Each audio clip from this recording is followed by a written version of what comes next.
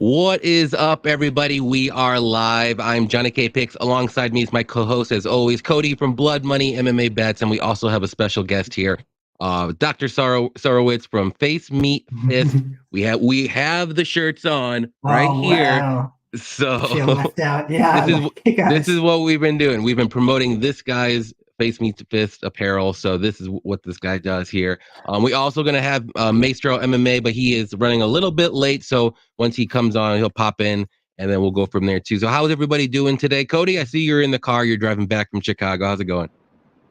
Yeah, man, I'm doing good. We're just driving back from Bellator from Chicago last night. Still a little tired, but ready to Me kick too. off some good picks, man. Ready to kick off some good picks and have a fun show. Right on. Dr. Sorowitz, what are you looking forward to today? How are you doing? What's up, guys? Hanging in there, man. There's a crazy card last night on Bellator. I was saying my guy Jason Jackson got it done. I think Man. he shocked a lot of people, but maybe not the people on this stream so much. Yeah, it was crazy. I forgot his name. Is it Amarazov? He kind of looked off, like a little bit, yeah, little off, but yeah, good win from him, man. We watched all those fights, and the main card was awesome. Patchy Mix and all that good stuff. It was a great fight. Yeah, Patchy is a bad man. Yes, he is. Yeah, if he goes to the UFC, he's gonna be trouble in the UFC. That's how good he is, I think. Yeah. He I know he trains out in Vegas, and I think I don't know if he's trained with Aljo a bunch, but I know they've like crossed paths a few times. And I think stylistically, like that'd be crazy. If we got to see some of that grappling. Yeah. For sure. We'll go through the chat here real quick and see who's all with us so far. We got Yippee in here. What's up? He said, ladies and gentlemen, waking up to a Saturday morning, indulging in cage fight talk and sipping on a cup of coffee with the kids brewed for me. Life is good. We appreciate you coming out, Yippee, as always. Let's see. We got Special Ed. What's up, man? He said, Cody making us some Black Friday money. There you go. Got Sneerius, our guy. What's up, Sneerius? What's up, Professor Chaos? Appreciate you coming out as well. AJ, our guy. What's up, AJ? Bunny Hunter, our guy. What's up, fellas? Best of luck to everyone. Best of luck to you as well and your bets. And we got Ryan Jordan, ham, egg scramble, peppermint tea, and UFC, and a whole lot of tush. There we go. Gonna be great. There we go. And one more here. We got Cucumber. What's up, man? Said, good morning, gents. He said, so great to be here with you. Definitely appreciate you as always, too. And here we are. We got Maestro in the house. What is up, doing, man? How's boys? it going? How we doing? Pretty good. Sorry for it. It was the stream was a little weird, but okay. I'm here. Yeah, you're good. Real quick, we're gonna get started, but how's it going? Are you looking forward to this card? How you like your bets? Dude, I'm pumped for this card. It's a sneaky card. Sneaky, good card with some bangers. You know, usually with these end of the year cards, you get just like a bunch of weird throw together matchups. But I mean, Joe Anderson Brito versus Jonathan Pierce in the on a prelim, like that's a sick fight. So I'm pumped for today's fights. Right on. So yeah, we'll get right to it here. The first fight, we're gonna do it, Cody. Charles Johnson versus Rafael Estevam. You want to start this one off, Cody? Yeah, I like Charles Johnson in this fight. After watching tape, Jesus, Chicago roads. It's okay. After watching, we just went through some terrible moments. But yeah, man, after watching tape, Estevam has decent wrestling and pretty good grappling, good ground and pound. But I think we've already seen with Charles Johnson, like you don't ever just take him down, hold him on his back, and beat him up. Even Machado, Cody Durden, they took him down. They had to take his back and hold him up against the cage, the whole time. You can tell it was wearing on them guys too. It weared on Johnson in the third fight. But I just don't think Estevam has the cardio to hold up with the kind of style that he has, because his takedowns are smooth double leg takedowns. When he wants to grab you, pick you up, slam you and stuff. And then he does get off good ground and pound, but like I said, that's not really the way to beat Charles Johnson. You're going to have to hold him up against the cage, slow him down, do a lot of that stuff. And I don't think this dude has the cardio for it. He has to take it. I think he's going to be honest, I think he's going to come out, he's going to shoot a bunch of takedowns. He'll probably get Johnson down. Johnson's got a phenomenal beat up there. He'll keep getting up, wear on this dude by the second round. That dude's not getting takedowns. And from there, his striking didn't look good. It didn't look like he has any boxing. I mean, he had some decent kicks, but he kind of just threw power kicks to rush him and do his takedown. So I think Charles Johnson wears him out the first round and then takes over the second and third for a clear decision. Right on. Maestro, who you like here?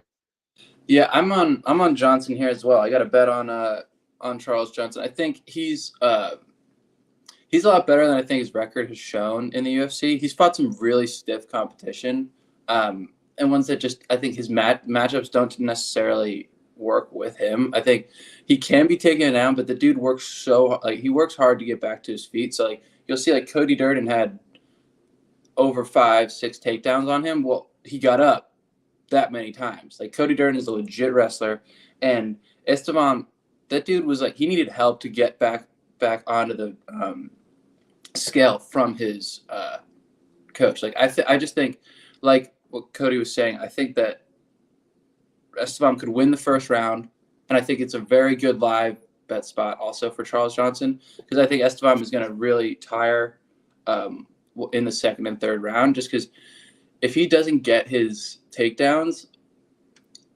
I don't know how he's going to win because his Contender Series fight, the guy he was facing just was fine playing guard and was fine being on the ground. Like Charles Johnson's not going to do that. He's not going to play that ground game. He's going to try and get up and he's going to tire out Estevam. It's hard for me to bet Dana White Contender Series like vets on in their like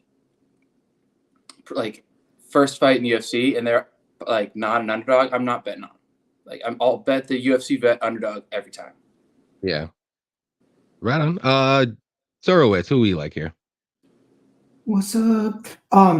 Yeah, that I got a good segue from that. We were talking about, who has the potential to outperform and who has the potential to underperform. So I agree 100%. A lot of these Contender Series guys come out with so much hype. The expectation is through the roof.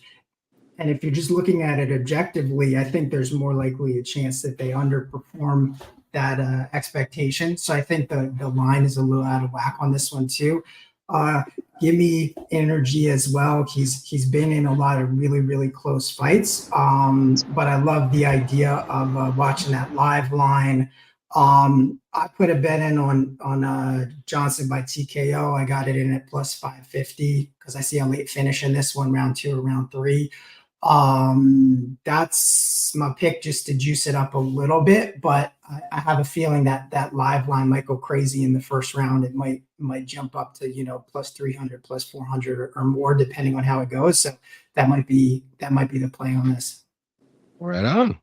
Well, I am on the other side, guys. I'll be the only one here. I have a bet on Estevam here. And I'm not saying he's as good as Durden or if he's good as Mukhaev, but I do think the blueprints there is obviously to wrestle Johnson. I do think he's going to be able to. Will he be able to do it for 3 rounds? We will find out. I think both guys kind of slow down as the fight goes on. So round 3 might be very sloppy, and I think it goes to decision. So I think Estevam will win. Hopefully, the first 2 rounds, and round 3 will be a toss up. So that's what I got. I know Estevam's striking isn't all that great. He does have decent kicks, but he's not going to keep this fight on the feet. So he's going to want to get this fight to the mat, and that's going to be that's the way you beat Charles Johnson. We've seen it like 3 or 4 times. So that's what I'm going with. I've seen enough of Charles Johnson. I know what I'm getting out of Charles Johnson. I'll bet the other guy this time.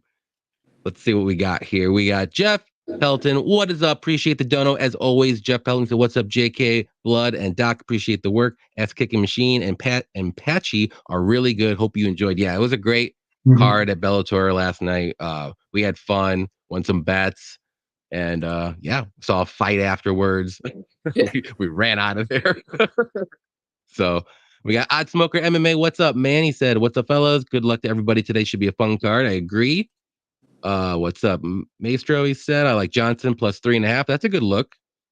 That's a very good look. Hey, Cody, Jordan Leavitt is going to be barking today. Just ask Johnny. See, Cucumber knows. Cucumber knows. Be even doing a little twerk for you, Cody, once he wins. Say barking, but not twerking. Barking, but not twerking. AJ's got Johnson round 3 a decision. I like that too. But all right, we'll move on up to the next one. It's Nicholas Mota versus Trey Ogden, and I'll have Maestro start this one off. Yeah, I got Mota in this one. I think. I mean, I know he's been knocked out in his losses by Manuel Torres and Jim Miller, but Trey Ogden is not Manuel Torres or Jim Miller. Like, he's definitely a slick grappler on the ground, and he's durable. Like, he's got a couple of club and subs, but I like the younger fighter here. Like, I know he's been knocked out, but not Estevam. Ogden doesn't have that power, and I think that he's athletic enough to stay up on his feet, not get taken down by Trey Ogden. And I think if Mota can do that, he can stay up for 3 rounds. I think he can. I don't know if he can knock out Ogden, because Ogden's a pretty tough dude. I just see him getting a decision. Yeah, give me Ogden. I mean, no, I'm sorry, Mota by decision, just because I think he's going to be tough enough to withstand any shots that Ogden takes. He's athletic enough. Do I think he's the best fighter? No, but he shouldn't have to worry about the knockout. So I think he can be defensively sound and stay up on his feet. All right on. The doctor, who do you like here? I gotta go with my guy, Nick Mota.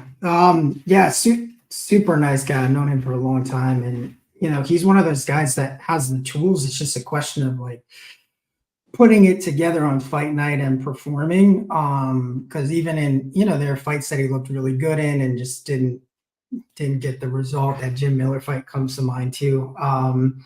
But yeah, I definitely think he has the skills. And I was telling you guys before, he's been living with RDA for a real long time, and hopefully some of that championship juju has rubbed off. Is that osmosis? Is that what I'm thinking of? Yeah, so I think I think once he can put it all together, he's got a really good skill set. Obviously boxing heavy, but he is Brazilian. Grappling is in his DNA, so I think he is pretty well rounded. We just don't see it a lot. So I definitely think he gets the win. I don't know that he's going to get the finish in this one. I like him by decision, but the line is tight. I take him straight to win here. I'll take the money. Right on. Cody, who do you like here? Yeah, man, I agree with both of them. I like Nicholas Mota here. I think he's the better, younger fighter. I think that he's faster. He hits way harder, way more technical. Like they said too, he's got a good takedown defense. He's got a win over Joe Select. He knocked him out in the 3rd round. He's got good takedown defense, good jiu-jitsu. I think that Trey Ogden doesn't even shoot that many takedowns. When he does, he's not a D1 wrestler. He's got decent wrestling, but I don't think it's going to be enough to just take him down or just hold him down. I think it should be a standing match, a striking match, and I think that Nicholas Mota is going to land the harder shots in that. I think that like Trey Ogden's never had a knockout in 22 fights. He's never been knocked out in 22 fights. He's been subbed 3 times. But I think that this is more of a lower output striking match. Actually, just like Ogden usually does with people, I think Mota would be pretty fine with that too. If it's kind of a lower output striking match where Mota lands the harder shots throughout the fight. We've seen Ogden do it with Zell Huber. We've seen him do it with who's the last person he just fought? Bahamondes, where he just barely threw anything. Even against Jordan Leavitt, where he got outstruck by Jordan Leavitt. Dude, I can't take a guy that got outstruck by Jordan Leavitt. You know what I mean? So I got Nicholas Mota. I got him at -135. I thought that was a perfect line for a fighter that's just a little bit better everywhere. Besides, Mota's not going to wrestle, but he's got more power. He's got the cleaner striking. I think it's going to be a striking match. So give me Mota. I know he's got a super solid mouth guard this week, so that's going to help keep that chin real good. He's going to end up dragging 4 times. Yeah. And then got the Dr. Sarowitz mouth guard, so I know he's going to be good. So yeah, I got my money on Mota, man. He's going to get this done for us. Right on. Yeah, I'm on the Mota side here too. I just think he's the better striker. He's more technical on the feet. Ogden, I mean, he's good, but he's just not great anywhere. But he's durable. Let's put it that way. That's his best quality. I think he's very durable. So I do think this fight goes to decision. I don't think Ogden will get those takedowns that he probably needs, and it just goes to decision. I think Mota's probably going to win 29-28 or even 30-27. So I like Mota at the line here. I didn't bet it yet. I'm like, that was like one of those. It's like the cutoff. I might do it. I might not for a fun bet, but track bets, I didn't do it. But I do think he wins. I'm pretty confident he gets it done. Let's see. Bunny Hunter said, when the dog is experienced and the favorite is a debut fighter, I always have to take the dog in Charles Johnson. There you go. All right. All right. Well, I've been burned. Let's put it that way. Okay. With Ogden's durability, give me plus 3.5. Also, I like that too. Charles Johnson's downfall is that he always allows his opponent to lead the dance. Okay. Yeah.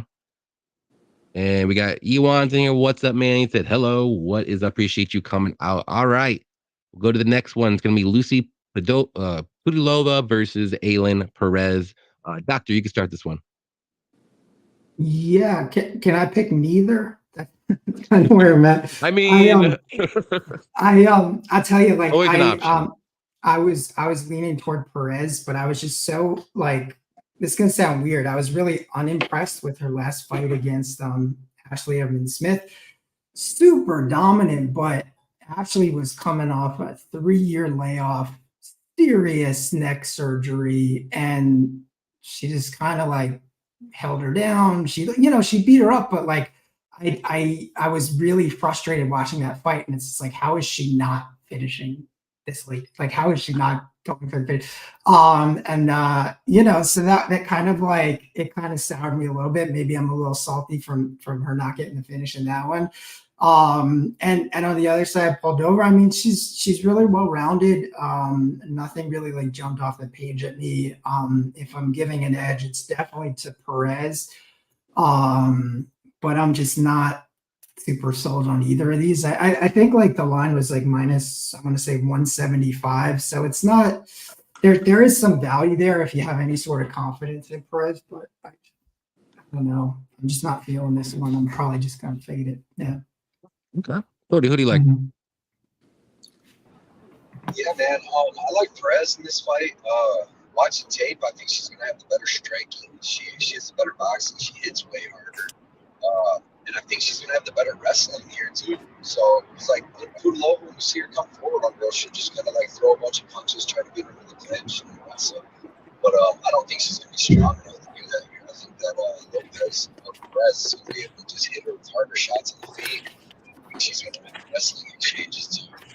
Pudilova's pretty good on top, and she's got pretty good jiu-jitsu and stuff. But when she's on the bottom, she'll just lay on the bottom. At least in her last UFC run, anyway. So. I like Perez a lot here. I got her at minus 150. I threw her in with Talbot at minus 550. So I got it at like minus 103. And I basically threw Talbot on, so I didn't have to put 3.75 units to like 2.5. Got it down to like almost even money. So I like Perez here. I think that she's going to be better. She's way more aggressive than me. And I think she's going to get a solid decision. She could get a finish, maybe like a ground and pound late. But I'll go with decision. Right on. Maestro. I'm surprised this fight's still on with Perez in the hospital last night. But that makes me feel good about my plus 3.5 Lucy Pudilova at minus 170. I think Perez wins this fight? Yes. I think Pudilova can make it a lot more interesting, especially with Perez being in hospital last night. And it looked like it was for her eye. It looks like she had a black eye, maybe a cut. But yeah, I mean, Perez, she averages almost over 6 takedowns per fight and uses that crazy pressure to tire her opponents out. Like, I don't know if her gas is going to be affected by being in the hospital. I just think Pudilova can bank around. Like, I think her improvement since coming back into the UFC has been, like, she's taken leaps and bounds compared to where she was before. I mean, she loves the clinch. She's got great knees, great elbows there. Will look for trips and throws, but like, I just think she's going to be a little too long and a little like too athletic for Perez to win all 3 rounds. I think Perez is going to win. I think Pudilova is good enough to give her a serious threat, and just, keep it close and bank around and get me that plus 3.5. Right on. Yeah, I'm on the Perez side here as well. I just think she's going to be too strong for Pudilova. I like her takedowns. She can get those takedowns, I believe, too. And just basically either stay on top or work the ground and pound. On the feet, Perez does have more power. Maybe Pudilova is a little bit more volume. Maybe she'll hit Perez a little bit more. But I think Perez goes in there and goes for takedowns. Now with this whole hospital thing and missing weight and all that stuff, like that adds everything differently now. But I did get her at minus 166 earlier in the week. I still like it, but I just don't know what's going to happen now with this hospital thing. If that's going to slow her down, is she going to look differently? Who knows? But if I had to bet now, I probably would just stay away. But I do think Perez wins this one. Let's see. Jeff said, "Awesome shirt, Blood. Nice work, doctor." There you go. Nice. Jeff's always coming through with the good ones. Great shirt. Yep. Bunny Hunter said, "I'll take the girl that doesn't shake her ass for attention, 100%. All right. Sometimes you gotta do what you gotta do." We got Matt in here. What's up, Matt? He said, "What's up, everyone? Let's kill it today. Appreciate you coming out." We got our guy Punchlist MMA Dale in the house. "I'm concerned that I suffered a concussion and no one told me. I've been all over Pudilova here and since the announcement, and yet everyone is saying Perez. My brain can't reconcile it." I think they're just sticking with their first initial thought, I guess, because that's what I'm doing. I don't know about you guys, but yeah, it changes everything though. I don't know. And did she have an IV in? I saw something in her arm, and I was like, I thought that was... Yeah, so I don't know if she was getting an IV. I know she had a little cut in her eye from earlier in the week, or somebody hit her, I guess, and like started a fight at the gym, or I don't know. She's got craziness going on. I did hear about that. Yeah, just one punch to that cut that could bank around for Pudilova. You never know. It's true. That's very true. Last person that came in with a cut on their eye did pretty decent. Michael Breed and Mikey Dog Breed. It's true. He was a dog. I bet that thing was falling off. It was gross. That was nasty. All right, we'll go to the next one here. It's going to be Lucas Alexander versus Jekka Saragi. I'll go ahead and start this one off. I'm on the Alexander side. I got him early in the week. I know he's about minus 500 or more. I just think he's just the better overall fighter in this. And not to say that Jekka is bad. He's got very good striking. He's got good power in his hands. But I just think Alexander has good power in his hands too. I think he's more technical too. He's got decent grappling. But I don't think this fight's gonna go to the mat. I do think it's gonna be a striking fight. But if for whatever reason it does, I think Alexander has the better striking, or BJJ. So give me Alexander. I think one of these guys gets a knockout. So I'm gonna say Alexander gets it done. I'll say second round knockout. Maestro, who do you like? Yeah, I like Lucas Alexander here too. I'm not that big on Jekka at all. I think he's more of just an East Asian signee. They just need those guys. He's got good power in his hands. We saw with Jubilee, he was getting tired. Like Jubilee tired him out, knocked him out, and took him down at will. Like I know Alexander is not going to be looking for takedowns. He's going to look there and strike and style on him like he did with Steven Peterson. I also don't think Lucas Alexander is that guy. I think Saragi just wasn't. Yeah, I think he was just hired because of, or he was. I don't understand why he was brought on to the UFC when he lost road to the UFC. Like that doesn't make sense to me why a second place guy gets into the UFC. Whatever, that's erroneous. But I just think he needs to work. Like he's just not enough of a well-rounded fighter to really be a threat to Lucas. Like if he's like, oh, I just got to worry about the power, then he can just stay at range, pop, use those kicks, and do what he did to Steven Peterson and just stay safe. But I think that Lucas Alexander can find that knockout in round 2 or 3. I didn't put a bet on it just because the odds are crazy, and Lucas missed weight. Which is dumb for him because now he had a great opportunity for a performance bonus on a guy that just stands there. Not smart by him, but give me Lucas Alexander round 2 or round 3 KO. Right on. Doctor, who do you like?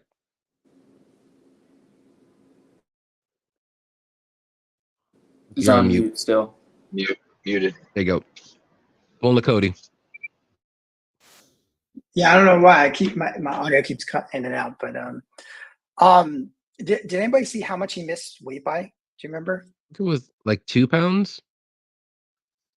2 Oh, pounds. you're on mute too. 2.5 pounds. 2.5. Okay.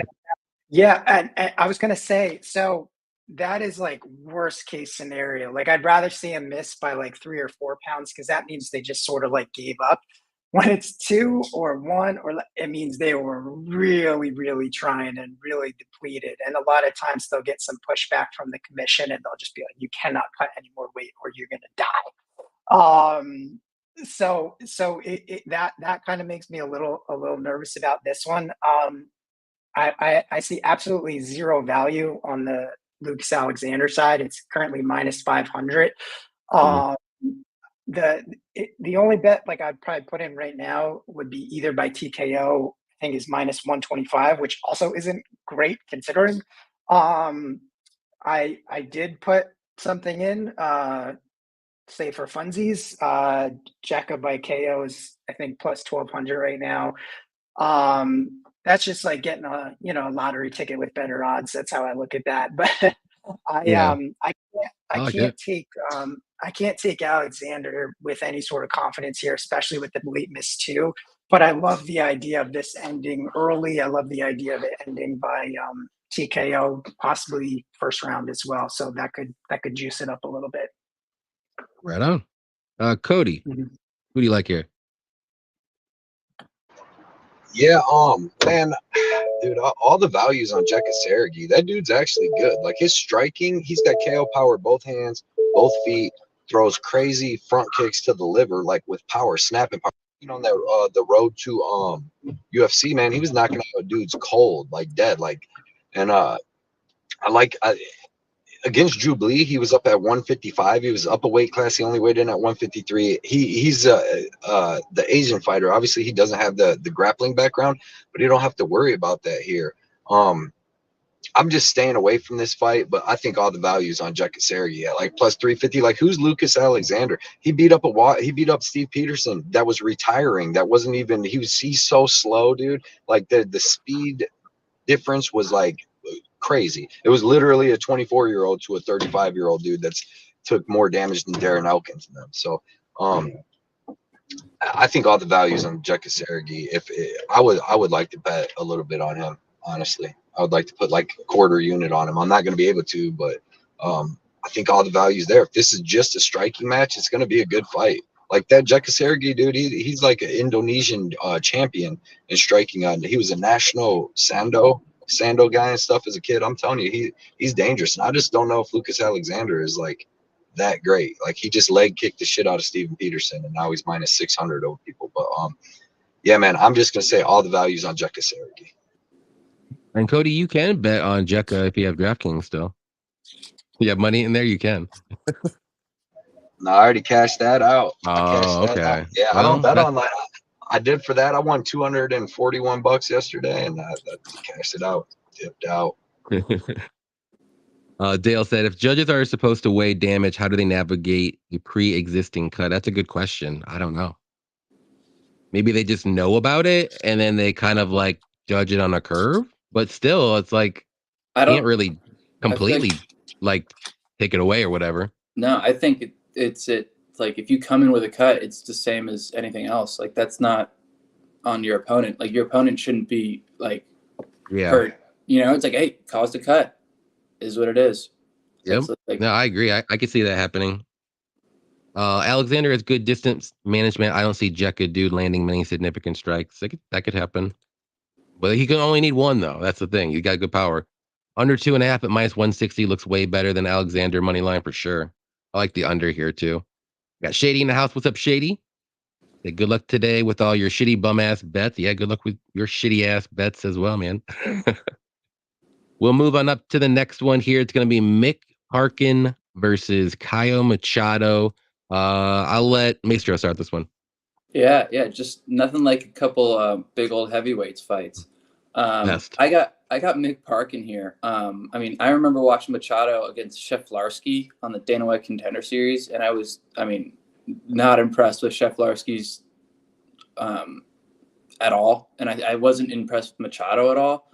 I don't think he really deserved that contract whatsoever. Meanwhile, you see Parkin, he's got good hands, great boxer, knows how to stay at range. He did really, really well against Jamal Pogues in their last fight. Like, I know that it was maybe like didn't knock him out, didn't submit him, but like Jamal Pogues is a athletic, can be explosive fighter. Like he stayed safe first round, and then just put it on him in the second and third with his hands. Like, I think this guy's legit. Like at heavyweight, works with Tom Aspinall in his gym. Could definitely lose a little weight because I just, I think he's athletic enough to really be cutting down a little more weight and just kind of be that new age heavyweight fighter where they're not like 260, they're like 250 and like can move around. I wish he didn't submit that dude in the Dana White Contender Series fight because then we would have a nice submission line. But yeah, dude, this guy, he's well-rounded, pretty good takedowns, solid top pressure, once the fight's on the ground. And I haven't seen anything from Machado that's like really impressive. Like the guys he's beat, like in Brazil, he was fighting guys that were like 35 and like were basically cans. Like I can't bet a heavyweight fighter that beat Shiflarsky when that guy didn't throw a punch in their Dana White Contender Series fight. So yeah, I believe his name is Shitbarsky. Shitbarsky, yeah, that's a good Shitfartsky. one. Yeah, I got Parkin parlayed in a couple bets. Right on. Doctor, who you like? UK all day. Give me Parkin. It's just the line is getting a little out of control. But I kind of like his style. I think he starts a little bit more conservative. So what I did is I parlayed. I did a same game parlay with Parkin to win and over 1.5. It gets it about even money. Just because at minus 400, it's not super exciting right now. But I think he'll start a little more conservative and hopefully get over 1.5, and we can get a little even money on that one. I like it. Cody. Yeah, I like Mick Parkin here, but it could be a little tougher. If you watch his Contender Series fight when he fought that Nervez or whatever that dude's name was, that dude started swinging crazy at him, like real wild, and he was hitting Parkin, dude, rocking him a little bit, and then I think he took Parkin down. Parkin got right back up, and then that dude gassed out shortly after, like 10 minutes or 10 seconds later. But that's kind of how Machado fights. He just throws a bunch of crazy punches with power. He kept backing up Shitfartsky on the Contender Series. Dude, love it. But love it. But yeah, man, he kept just backing him up. That guy didn't want to fight. He pulled the Zahuber on when Zahuber fought the first time in the UFC against Trey Ogden, where he just didn't throw anything. So this could be a good fight though, because Machado, he's a black belt in Muay Thai, black belt in Jiu-Jitsu. He's got like 5 arm bars on his record. So if this fight goes to the ground, it could be weird. They're both big dudes. I'm gonna take Parkin. I like what Doc said, man. I like that Parkin in the over 1.5 because Parkin ain't in no hurry really to finish anybody, and Machado seems pretty tough. Dang. So give me Parkin, but it'd be worrisome because I'm not convinced how great he is yet. We haven't really got to see enough. Both these dudes have fought cans like their whole career coming up until we seen Parkin fight Pokes. Even both of them, their fights on the Contender Series were against guys that like just either didn't have no energy or no gas or didn't want to do anything. So give me Parkin. I say gets it done by decision. This Machado dude looked tough, looked like he had pretty good cardio, so I like that, but no bets on it. Yeah, I agree. I'm on Parkin here too. I just don't want to lay the minus 340 or wherever it was early in the week or higher on this guy because I need to see more. He's fought cans, like Cody said. The other guys fought cans. If you can't finish Shitfartsky, who's not doing anything to you in the ring or the octagon, then I can't even bet on you either as an underdog. So, yeah, give me Parkin to win. I like his wrestling though. I think he can get some takedowns on the feet. I think it'll be fairly close, but I still like Parkin too. But it's, to me, I think the line's too wide, and I do like the over. I think that's a better bet than just betting one side here. Let's see. AJ said Shitvarsky. We got to say that a couple more times here. Let's see. Cody's cell service is better than my internet. There you go. Look at your cell service, Cody.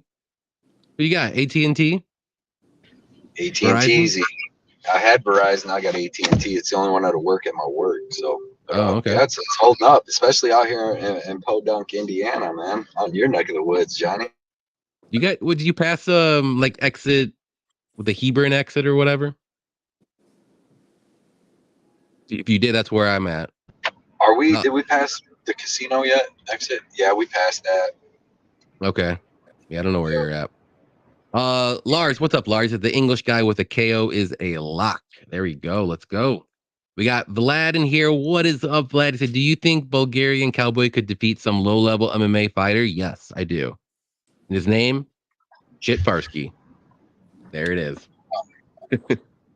I gotta see some matches. Vlad. I gotta see you watch and Johnny K. I'll know after you and Johnny K fight. I'll know what's up. I think Mick's a solid fighter, no doubt. Got him in a few parlays. Let's see if he brings the heat. Yep, let's go. Parkin looks strong as an ox. Yeah, he's pretty tough. Let's go, Parkin. Beaten Grampinator ×2, greater than beaten Kevin. There you go. Yep. Parkin KO or points double chance -180. I like that. That's a really good line. Yeah. Yeah. KO or decision. I like that. And driving Mr. Daisy, Cody. Oh, that's funny. All right, next one here is gonna next one's gonna be Christian Leroy Duncan versus Dennis Tulian. Cody, you can start this one.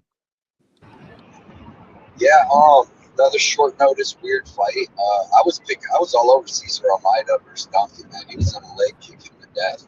Beat him up. Like, I even went back and watched Almeida's glory kickboxing fights he's had in 2023 against a great champ. I was convinced he was going to win. But Duncan's got the good karate side. He does a lot of spinning stuff. He's got pretty good boxing, good kicks, good defensive grappling. Obviously, offensive grappling, to be honest. But very explosive.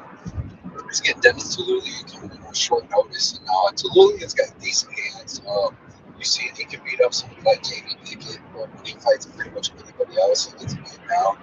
Coming in on super short notice, I think that Duncan's just going to be too much for him. Definitely too fast for him. And I actually think Duncan can get him out of here. Tulian, he seems to slow down bad after 1 round and a half. So I'm going to call for a late by Christian Leroy Duncan, round 3 TKO. I like it. There you go. Doctor, who do you like?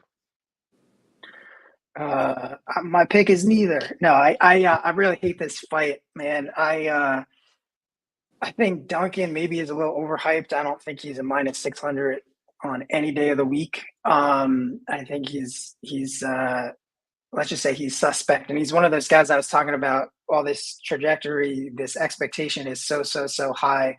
I think the only thing he can do is underperform that. And on the flip side, you got Dennis, and man, he got some city miles on him.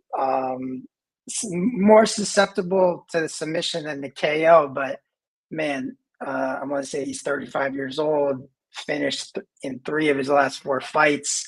I think he's got to have a really good first round to have a chance in this. I think he's going to have to hurt Duncan. So I just don't know. I think there's too much risk on either side of this one.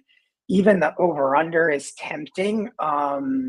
It's like, can you get a round and a half out of this fight for even money? Maybe. I don't know. That's the only one that's like maybe calling my name here. But then again, it's the definition of a coin flip. Like, could you even get a round and a half out of this on a short notice fight? So I'm probably steering clear of this one altogether. If I'm doing anything, I'm probably messing with the over under. But I don't have any sort of confidence in Duncan here. Right on, Maestro. Yeah, I mean, you guys hit the nail on the head with this fight. I think no one should be playing CLD at -600 against anybody in the UFC. Dennis Tulian, he's got 1 win in the UFC against Jamie Pickett. Not great. Like, his style of fighting, he wants to pressure you and break you in his own style. Like, it's not necessarily a high pace, but he's just going to keep coming. He's kind of like a little Russian zombie like that on the feet. And with coming on in less than a week's notice, no. Like, that's it. It doesn't help his style. I think the over-under play, Doc said, is great. It's definitely lined right at like a pick'em, because that could, like, I think this gets out of the first, but then early second is when I think Leroy Duncan can finish him with maybe a body shot with a leg kick, just because I think he's gonna be throwing high kicks to Dennis up near the head, training him for that, and I think it'll get him with a low kick. But you should not be playing minus 600 on CLD, and then Dennis Tulian has got some miles on him. And I think he's just kind of taking this. I mean, good for him. He's keeping the fight on, but I think he's just taking a paycheck. Yeah, I agree with everybody here. I did take Duncan, but I got him at minus 380. I didn't get him at minus 600. Like right when I saw the line, I put him in a parlay. I do think he gets this one done. He's got an easier matchup against Tulian. I was on the Almeida side as well. I thought that was going to be a very tough matchup for him, but this is on short notice. Dennis Tulian, it's not saying too much. I think he can get this one done. I'm not very high on Duncan. Maybe he improved since his last fight, but his last fight didn't really impress me, but I do think he can beat Dennis Tulian on 3 days short notice all day. And I like the over under. That's the thing. It's like, is it going to sneak over? That's the thing. You can look at maybe like Duncan round 2 or round 3 props. Maybe I think I think round 1 is it'll get to round 2 at least. Then we'll see a finish, I would say. Let's see. AJ got Duncan KO at plus 100. I like that. We got Vegas Mikey. What's up, Vegas Mikey? He said Blood Diamond, not money, is a bum. Well, Blood Money is a bum too. So good luck today, boys. Good luck, man. TMC MMA. TMC, what is up? He said, fellas, let's have a day. Hope good luck on your bets as well, man. We got Pick'em MMA here too. What's up, man? So he likes the unders. I agree. Especially under 2.5 here in this one. We got Chronic Combat Conversations, Triple C in the house. Says nowhere near the like for how many people are watching. We got about 55 people watching at the moment. Please hit that like button, like Triple C says. We appreciate that as always. Support these guys. It costs you nothing to throw a like down. We agree. It doesn't cost anything, guys. Throw a like. And then go follow all these guys too if you haven't on Instagram, YouTube, Twitter, all that good stuff. Follow them on there right now. All the stuff is in the below in the descriptions. We got EQ. What's up? Anything could happen. Cheers to you as well. I'm not drinking any beer right now because it's too early for me. I'll be honest. Today it's too early. Hey Johnny, I didn't know if we were going to do that before we get another fight. Did you want to give that a shirt away or anything back there? Oh yeah, did you want to do a giveaway? Oh, I got loads of stuff to give away. Yeah, whenever you want. Let's hear all your different stuff where we can follow you and find all your stuff. Man, you got so much cool stuff going on. Thanks, man. You know what I got? I had some leftover Halloween stuff, but I do have some of the Christmas stuff early. So, okay, I'll tell you one. I was going to give some of these away. Okay. This one, bam.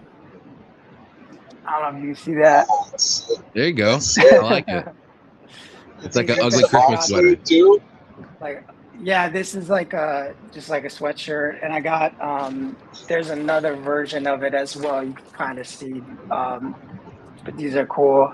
I got these. I got a bunch of Hobby Monster stuff too. I don't know if you guys want to plug that for me.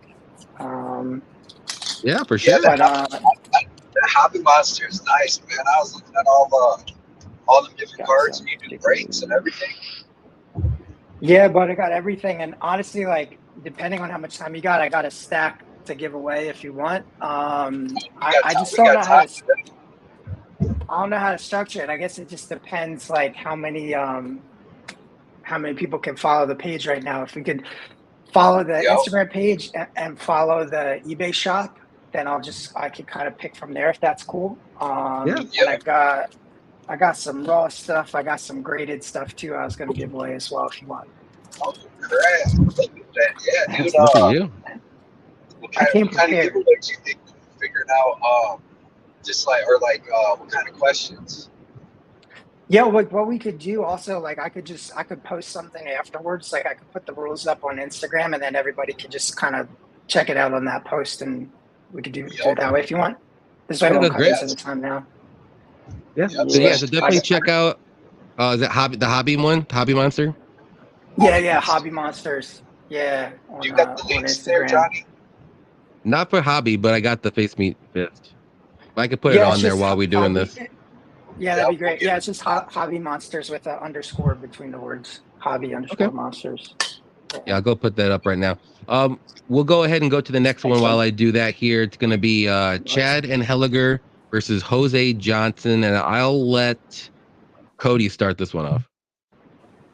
Yeah, this is another weird fight with kind of like two guys you can't really trust, in my opinion.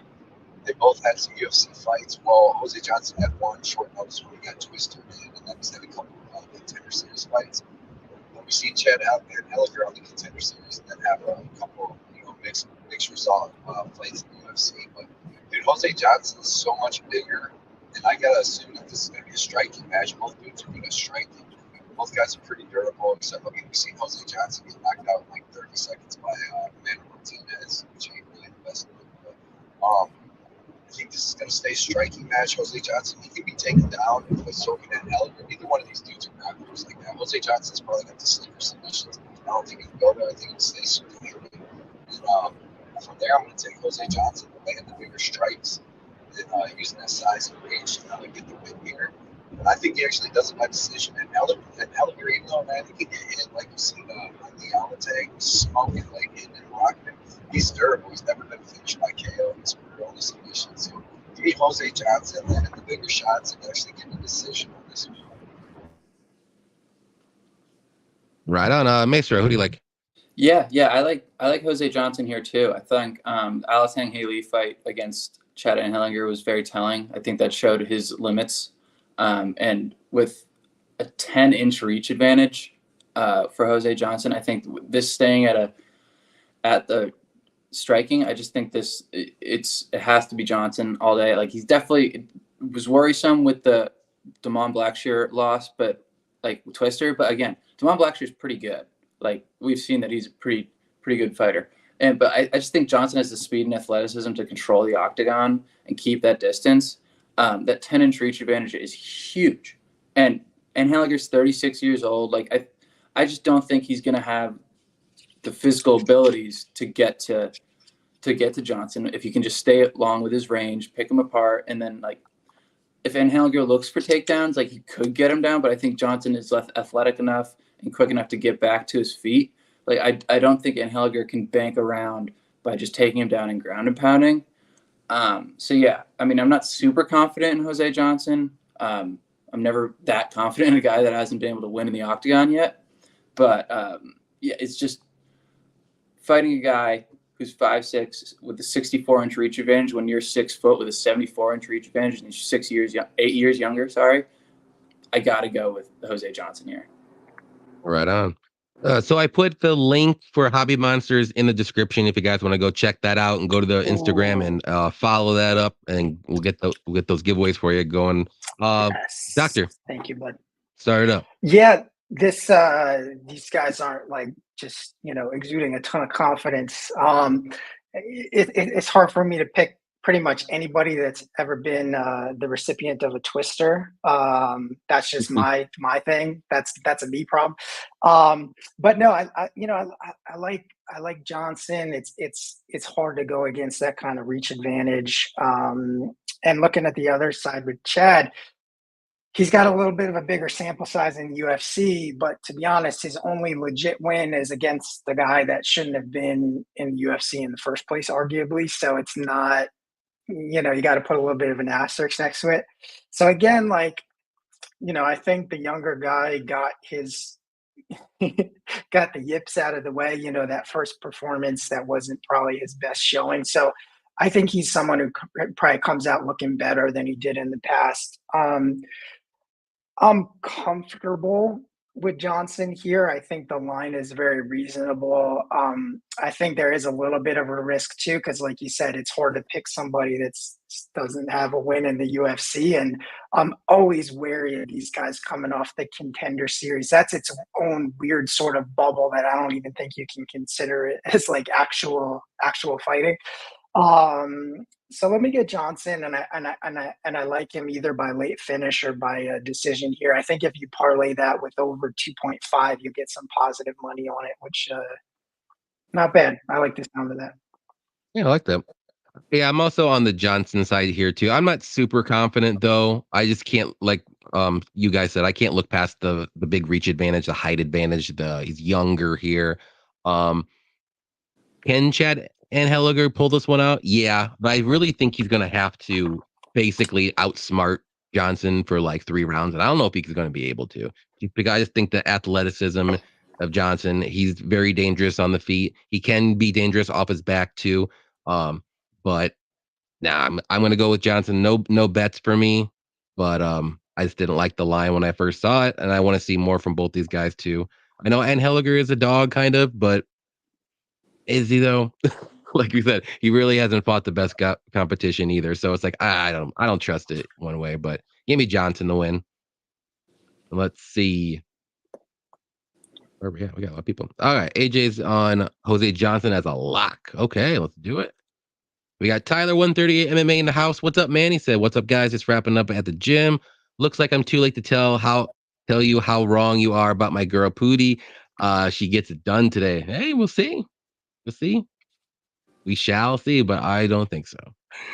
And y'all listen to me and bet Stotts as the dog yesterday. I did not. I bet Stotts yesterday. If you were looking at my Twitter, I was stunned that he was an underdog after that was crazy that he was an underdog after winning the first fight in a 5-round fight that was better for Sabatello. And I know it was a split, but whoever had that judge that gave it to Sabatello for a first fight was crazy. And yeah, I did pretty good at Bellator last night with +7 units. So there you go. Yeah, I think a lot of people did good on Bellator yesterday. I know me and Cody did pretty good and stuff. We were there just betting on fights as the fights were going. We're like, sweet. We got Brandon in here. What's up, Brandon? Said Brito versus Pierce doesn't go the distance. I like that one. Perez and Pudilova over 1.5. I like it. And then Johnson versus Estevam over 1.5. I like that. That's a parlay. I like it. I like Johnson inside the distance at +145. I like that. What's up, Real Fight Picks? He said, I had to flex my testosterone on my fiance to keep her in check, but I made it here. Better late than never. We appreciate you coming out, as always, man. We got Dirty Reg in here. What's up? He said, what's up, my brothers? I'm off today. Hallelujah. Congratulations. I am off as well, but congratulations. I'm rolling with Johnson on this one. Checked out both accounts. Some cool stuff. Okay. Oh, you mean for Doctor? Okay, yeah, definitely check out that for sure. All the links in the description. Oh, Let's thanks, see. Getting food cooked up, ready to enjoy the show. Appreciate you, man, as always. Let's see. Pick'em said Stotts at plus money was crazy. Sabatello is a horrible grappler. I think he's a good grappler, but that's all he is. He doesn't do anything. He's a great wrestler. Yeah, good. He's got very good scrambles. Every time if he got reversed or anything like that, he got back up and went right back to wrestling again. But he just didn't do anything else other than that. Crazy. And he got dropped. Yeah.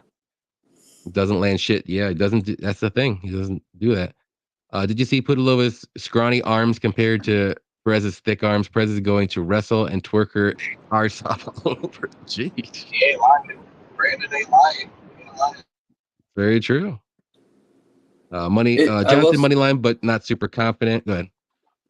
I will say it's tough when you see those long, skinny guys or girls because they can also be sneaky strong. And those limbs, man, if you get them for submissions, like I do BJJ, and like I have guys that are super long and scrawny, and when they get you in locks, it's like those long bladed forearms, and like they get in there and it's over for me at least.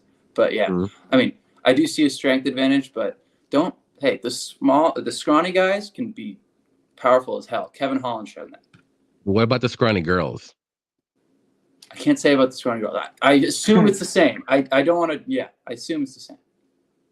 We got Cheeky Elbow. What's up, Cheeky? He said Sabatello sets a pace he can't sustain. Yeah, he does. He just keeps going, like floors it, next gear. And it's like, dude, you have to stop at one point and then coast. You can't just keep going up and up and up.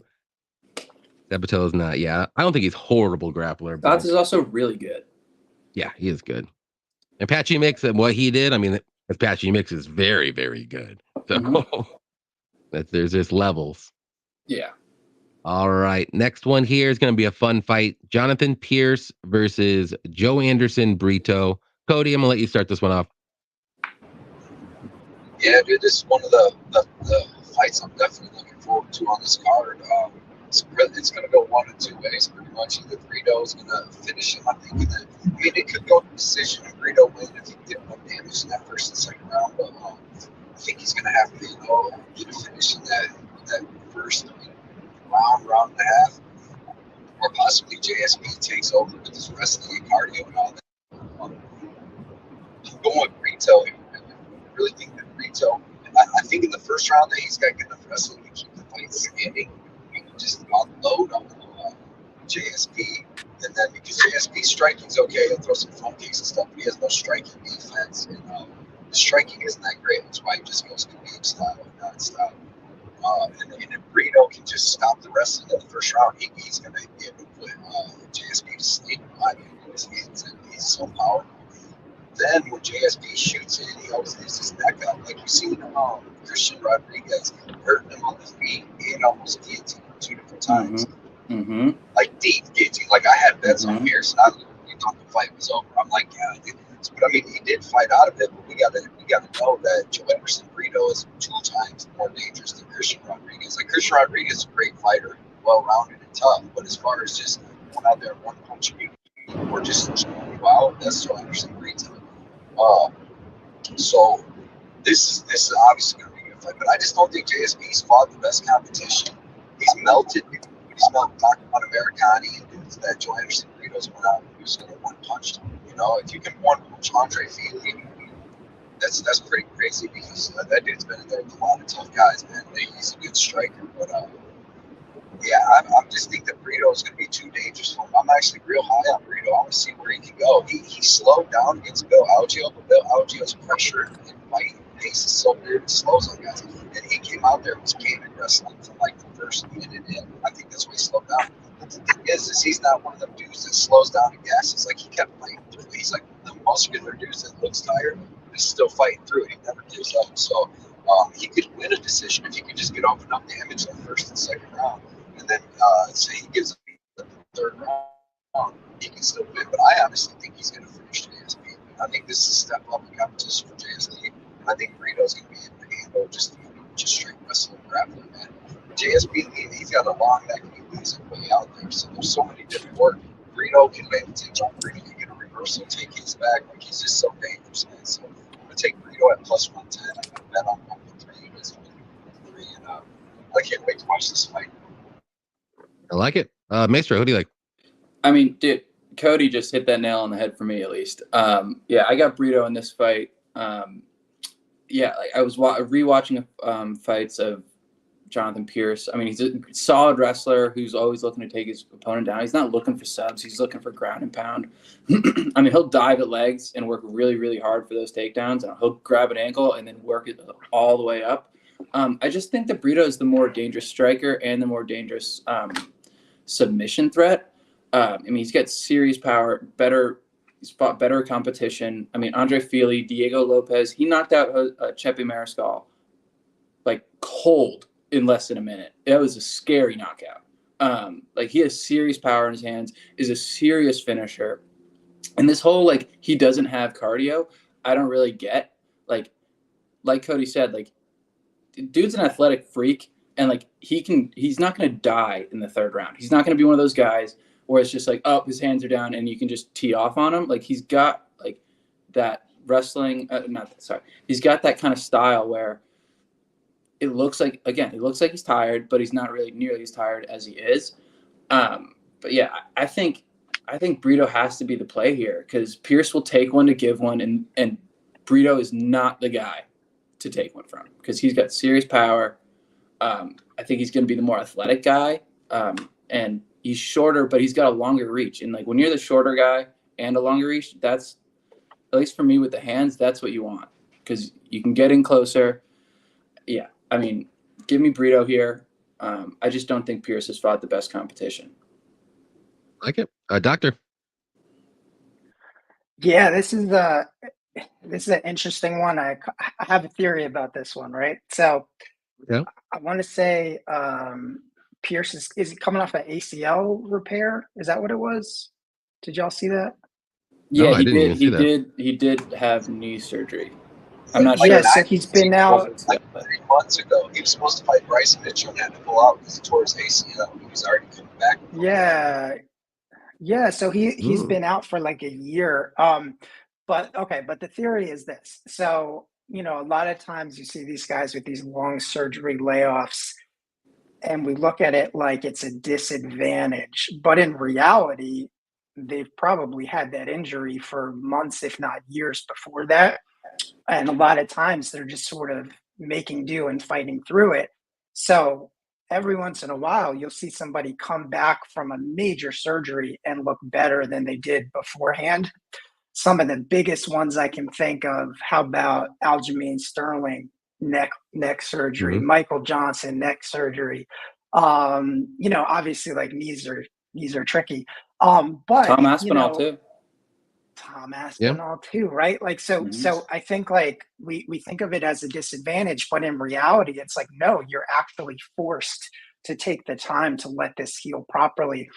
And I think it has a bigger impact on the grapplers and the strikers. So like, I'm getting vibes of like, you remember like, was it Grant Dawson's sort of like coming out party when he just dominated that Russian dude who I'm forgetting, Demir something or other.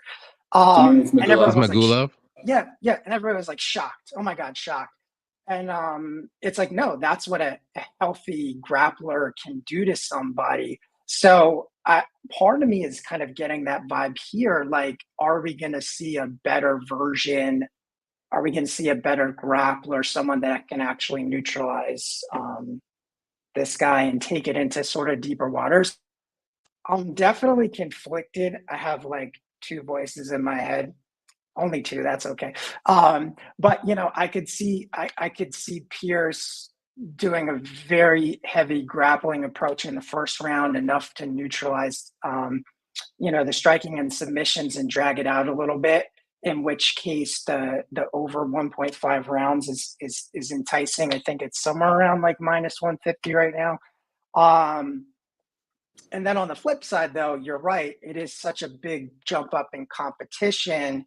Is his level of, pseudo dominance going to continue as you continue to rise the ranks? And the answer is like, yeah, it is, until it doesn't, right? Until you hit that brick wall that is, Bobby Green or somebody, So it's like, how many times is he going to continue to pass this test? So, my gut and my brain are in two different places here. My gut says Pierce. My gut says it's going to be a good performance and possibly his best yet.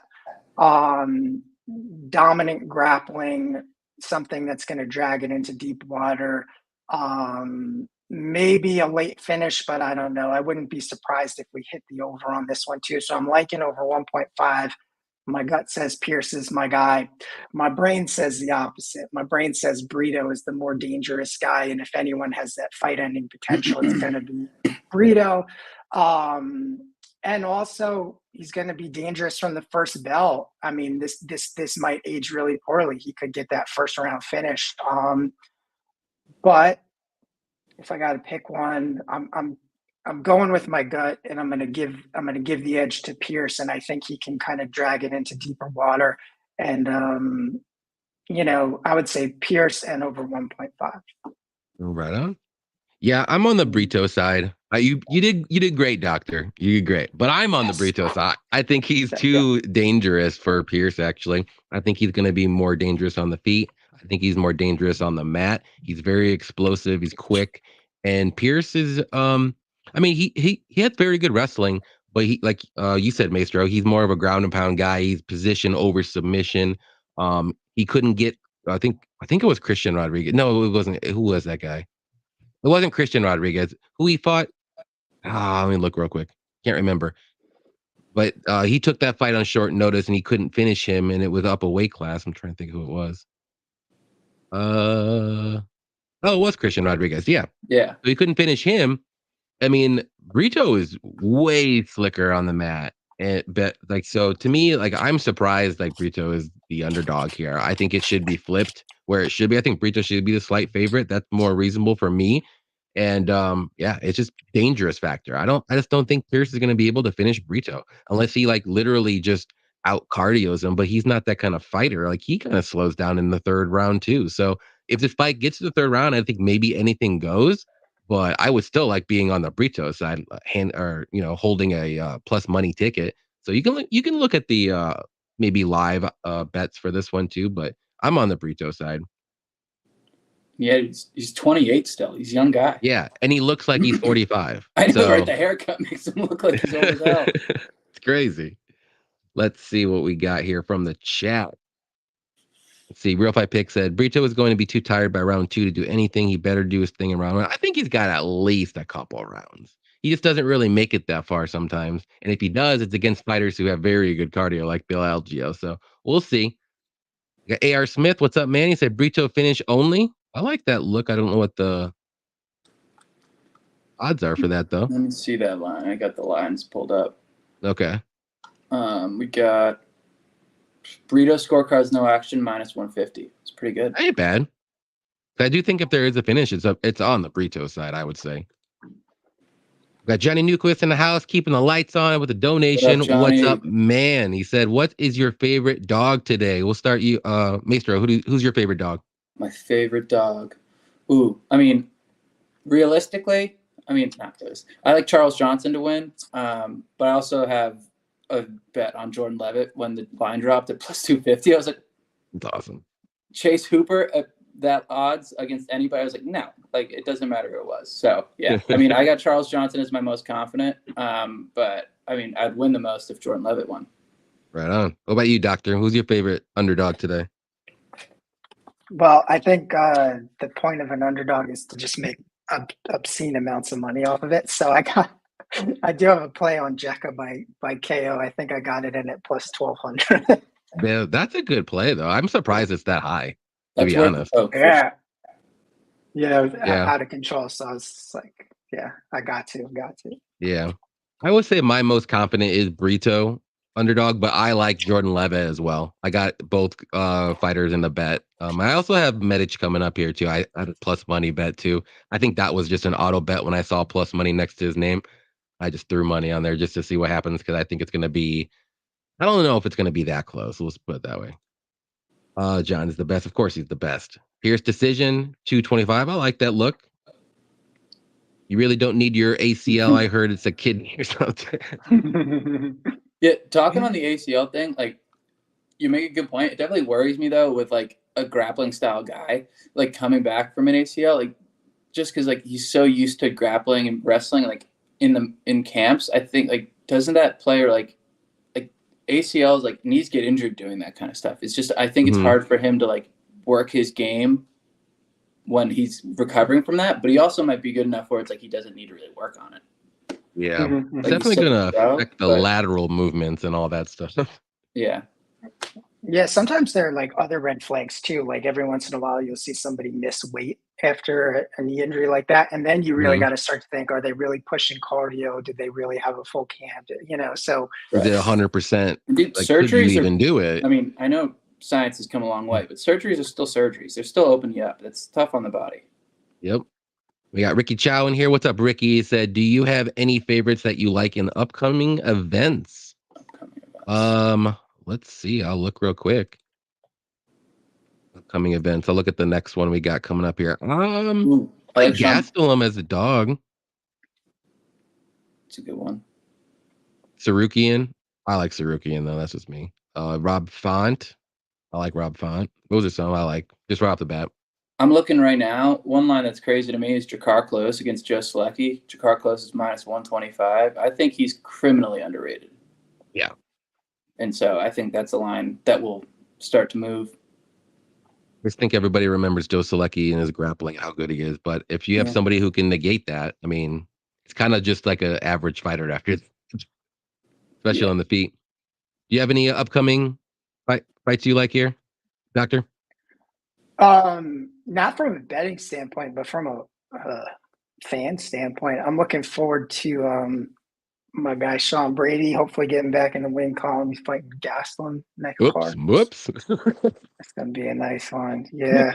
You heard me say Gastelum, you're like, son of a bitch. Yeah, it's all right. But yeah, I'm looking forward to that fight. That's the most recent one, and obviously Colby Leon Edwards. I'm hoping that's a good fight. That's gonna be a banger. Yeah, UFC 296 is solid lineup. I'm looking at it right now.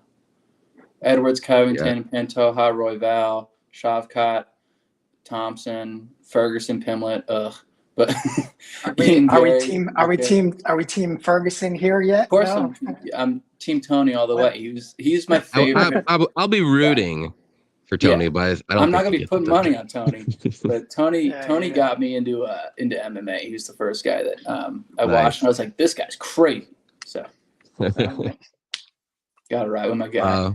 We got Lenny with the dono. We appreciate that, Lenny. Concerns with the Perez in the hospital after weigh-ins a little bit, yeah, because I have a bet on her. So I don't know what's gonna happen. We'll see. She had some drama earlier in the week. Weight cut, missed, like and then in the hospital. It's never good to see a person that you bet on laying in a hospital bed the day before a fight. Let's just put it that way. Yes, for sure. Brito finished only -120, even better. I like it. Azamat KO's Roundtree. That'll be interesting. That's gonna be a crazy fight, actually. Yeah, I mean, Azamat's good. I'm just like, he was down 2-0 to Nchukwi, just saying, and then got that KO.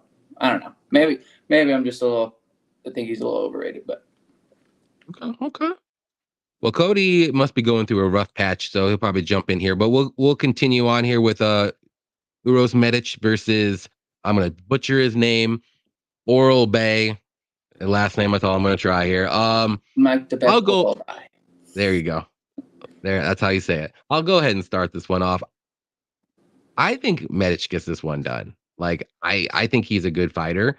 I know he looked really bad against Jalen Turner, but that was his biggest step up in competition, coming from, I think he fought like a bum last time and won. So he really impressed me moving up to welterweight against Matt Selmsberger. He was, getting pieced up a little bit here and there. I think he got dropped in the first round, but he got back up and he ended up getting the third round knockout himself. So he showed toughness. He's got power in his hands. He's always going to be good on the feet. And I know this Oralbay guy's pretty good on the feet too, but he's a little bit smaller, and 3 days or 4 days short notice too. It's like, how much can you trust someone like that? There's never been in the UFC fighting a pretty good UFC striker who's dangerous on 3 days short notice. Like, to me, if you can get plus money on Medic, that's what I had got him at plus 120. I threw a unit on it just because I think he gets this one done by knockout, like maybe in the second or third round again. The first round might be crazy, but I think Medic gets this one done. What do you think, Maestro? Yeah, I mean, like you, I'm staying away from this fight. It's tough. I mean, Oralbay comes from American Top Team, so to think he's like, where's this guy come? Or not American Top Team. Sorry, Alpha Male. Like, to say he's coming from like Kyrgyzstan, where he's come from. No, he's a legit guy coming from like a good camp. I do agree he's a little undersized. I'm not super impressed with Medic's win over Selmsberger, just because Selmsberger doesn't have that finishing kind of, like, I don't think he's a dog where he's like, okay, now I go in for the finish. He's kind of like a little bit of a nicer guy. Like, I don't know, that's really the word to use, but like, I don't know. Medic was able to get up and start working in his game in that, like, Medic comes from the Alaskan fight scene. I'm not super high on that. But it's definitely a fight I'm not playing, just because I think Maitabek, if that's definitely not how you say it. I think he's definitely dangerous, definitely on the smaller side. But yeah, it's too close notice for me I don't know enough on Oralbay. And I think Medic is a good fighter, but if this gets to the ground, then it could be somewhat of an issue for him. And I don't know enough about Oralbay to really give you enough on him. Yeah. Doctor, who do you like? Yeah, I like Medic here, man. I watched a little bit of tape on Oralbay, and you can't put a lot of confidence in somebody taking it on such short notice, especially as a favorite. Like, that makes no sense to me either. And this dude fought less than a month ago, and we were talking about injuries before. I think that the most debilitating part of a fight is the weight cut. I think that like literally takes years off of your life. So to do that, like, and I'm just thinking about how it goes, right? Like, so he went through fight camp, cut weight, fought, probably got fat as fuck for about a week, and then started cutting again. Like, it's just not good for your system. Yeah, crazy, right? So like, if he has a good first round, I think that's best case scenario for him. And granted, he's got a lot of freaking knockouts and a lot of first round knockouts too. but it's like, I always try to think about what sort of game plan these guys will come in with. It's like, if you know you're limited cardio-wise, are you going to pace yourself, or are you going to do the opposite and just try to unload in this first round and like sort of do or die? So I really like either by KO. I think that's about even money right now. I think that's like a good play. But my gut and my brain are telling me two different things. My gut says this is one of those fights that we're going to wish we could get a do-over on. Hindsight's 2020, and I wouldn't be shocked if we see a really dominant performance by Medic and just start kicking ourselves tomorrow. Like, why didn't we load up on this? This is a perfect setup for a good score. Like, this is one it's more about the setup than the actual fight. You know what I mean? You got plus money on a guy with a better UFC experience, never been knocked out before, mind you, and it seems like that's Oralbay's go-to.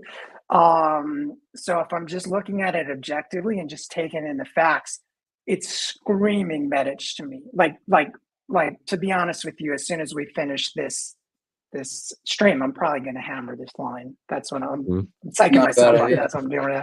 That's what I'm doing. Just because, like I said, like it.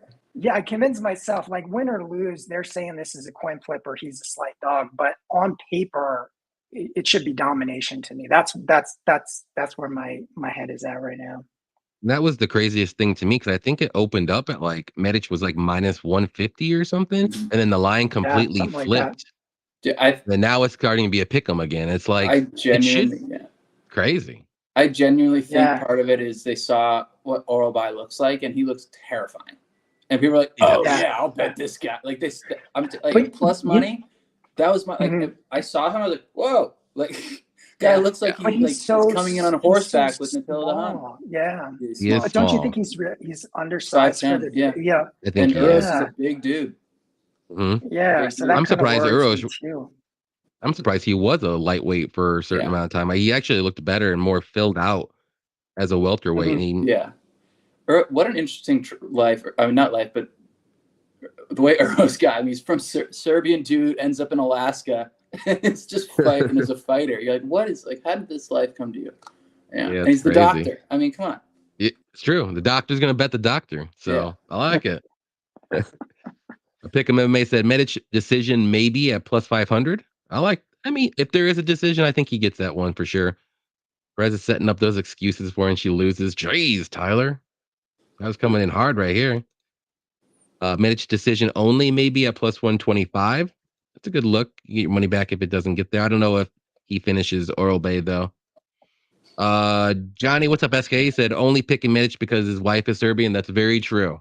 So the last time I didn't pick Medic, I had a Selmasburger bet and she rubbed it in my face for a week and a half. And guess what? Not happening this time. I already told her I had a bet on Medic, so it's not going to happen. So funny little story about Aileen Perez. So she's Argentinian, born and raised Buenos Aires. So one of my good buddies is Argentinian. Had spent half his life down there, and one of his good buddies is like they're the same age as Aileen Perez, and they grew up together. Wild woman, from what my buddy. She looks like it. Like just at like fights, like in school back in the day, where like she was beating up dudes. Like just like wild woman. Like that's crazy. Yeah, perfect for the UFC. Cut the doctor or break Johnny. He's out there saving lives for the love of God. I like Medic here as well. Yep, there we go. To be fair, doctor, I'm not sure he cuts weight. He fought at welterweight and weighed in at 167. So my guess is he didn't have to cut anyway, which could be true. I don't know why more people don't do that. Colby Covington's shown that it works. Yep. Medic plus 3.5. Yeah, lightweight. Yeah, I think he can win in one round at least. Not saying you're wrong. He could have just way overcut, and that's how it looks from my perspective. Yeah, it could be true. All right, next one here. It's going to be Amanda Ribas versus Luana Pinheiro. We'll go with the doctor. Yeah, actually, I really like Amanda Ribas here. I was never super impressed with Luana. I thought she lost her last fight.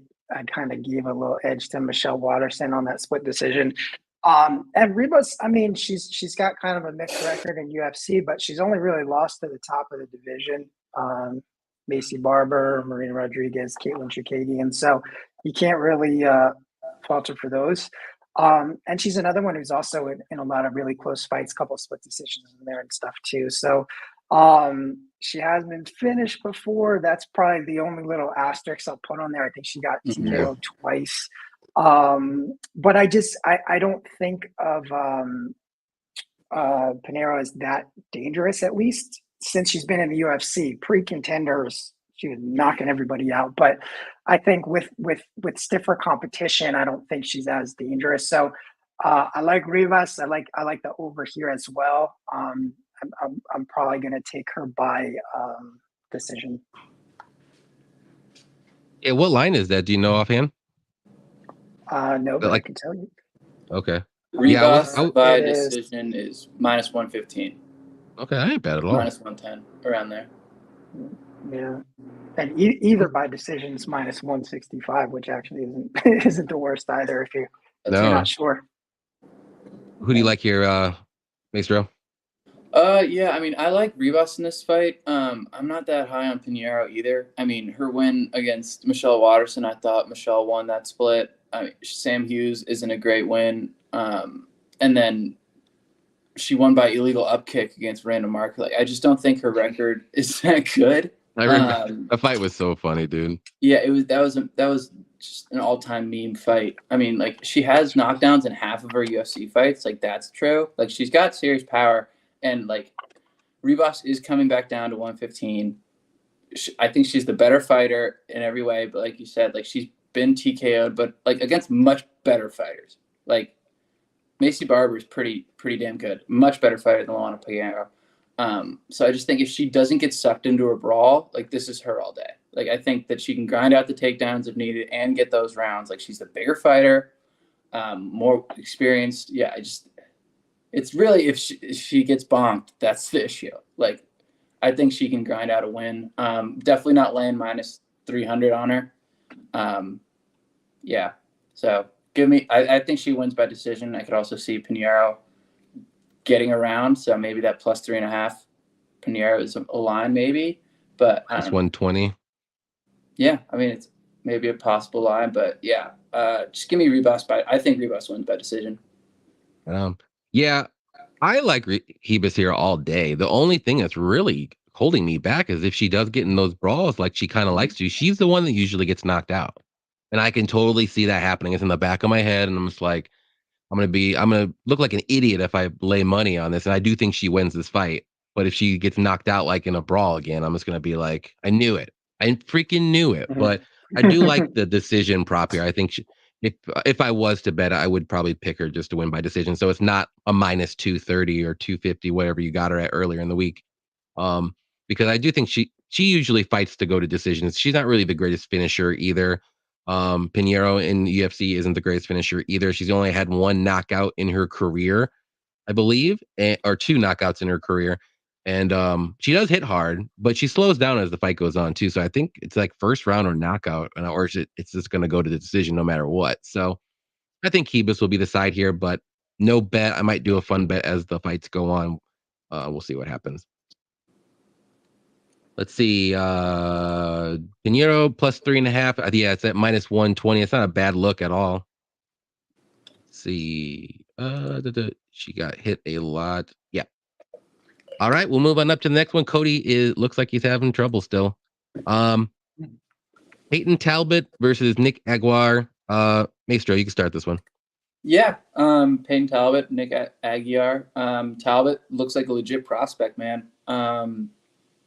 Good flashy striking, mixes it up well at the head and the body. Really tall for the division. Coming out of Uriah Faber's A1 combat, I think it was. Yeah. And he can work, like, definitely takes around kind of Petr Yan in that aspect. Definitely not Petr Yan's level of talent, but like we'll take him around to download and really get into his flow state. And then you get Slick Nick, who's like, he's got that wrestling style. He's a slick wrestling style fighter who's going to throw big shots to close the distance and shoot takedowns. Like, he'll shoot them very, very fast. Like, opponents know what he wants to do. Like, he has slick BJJ and will use those sub threats if he's on his back to get back up to his feet to just throw more or shoot more takedowns. Not really big on his pre-UFC opponents. And so when I'm betting a massive favorite like this with Talbot and compared to Nick, I look for what's the most consistent, like what's happening the most consistently. What's happening the most consistently is Talbot finding finishes in the second and third round after finding those angles, finding those openings that Nick will most likely give him. At no point should he be minus 625 for his UFC debut. So the only things I'm playing are Talbot by round 2 KO or Talbot by round 3 KO. And I got those at plus 325 and plus 500. I think those are really the only lines you can play unless you want to play the slick Nick money line play. I don't think he's going to have the takedowns and the wrestling to keep Peyton down. Like Peyton is an athletic dude. So I think, give me the younger dude. I'll take Talbot inside the distance. Yeah. Doctor, who you like? I have a couple of plays on this one. So one of my, let's call it commandments. That sounds permanent. You can't really bet somebody in their debut that's more than, let's say, minus 500, just on principle. Besides the fact that there's no value, it's all risk and no reward. So you can't play it that way. I won't let you, damn it. But I like him by TKO as well. It's even money right now. I think that's like a really solid play. The other play that I have is, like I said, I've seen this movie before, and I'm thinking of who has the potential. I've said it like 3 times on this thing. Like it's like who has the potential to outperform and who has the potential to underperform. And I think the hype is too high. I think he can only go down from there, especially if he is in the habit of giving away rounds. Let me get Nick by decision too, plus 1,200. I actually have both those plays going. There you go. So it's a little bit of a hedge. The real money making play is obviously Nick by decision, but if you bet Talbot by KO as well, it's a little bit of a hedge. You hopefully get your money back. There you go. Yeah, I'm on the Talbot side as well. The only bet that I have here is Talbot inside the distance. It was just a little bit different than the KO prop. I'll just be a little safe just in case if Talbot gets his first submission. His first sub. You never know, because I've been burned so many times just doing one or the other and just not both, and the price wasn't even that much of a difference. So I do think he gets this one done in the second or third round, though, too. He usually gets all those finishes in the second and third rounds, too. He does, like you said, with like Piotr Jan. He calculates, he gathers all the information, and then he downloads it, and then he's good to go in the second and third round, pushes that pace, has good body shots. He's got very good takedown defense. He's hard to take down, but if he does get taken down, he can be controlled in the back. That's the only one thing I'd be worried in the first round, but I don't think Nick's going to be able to do it for all 3 rounds. And I don't think he's going to be able to submit him or finish Talbot either. But other than that, I think Talbot should win this fight. I'll say second round finish, but wouldn't be shocked if it's going to be a third one either.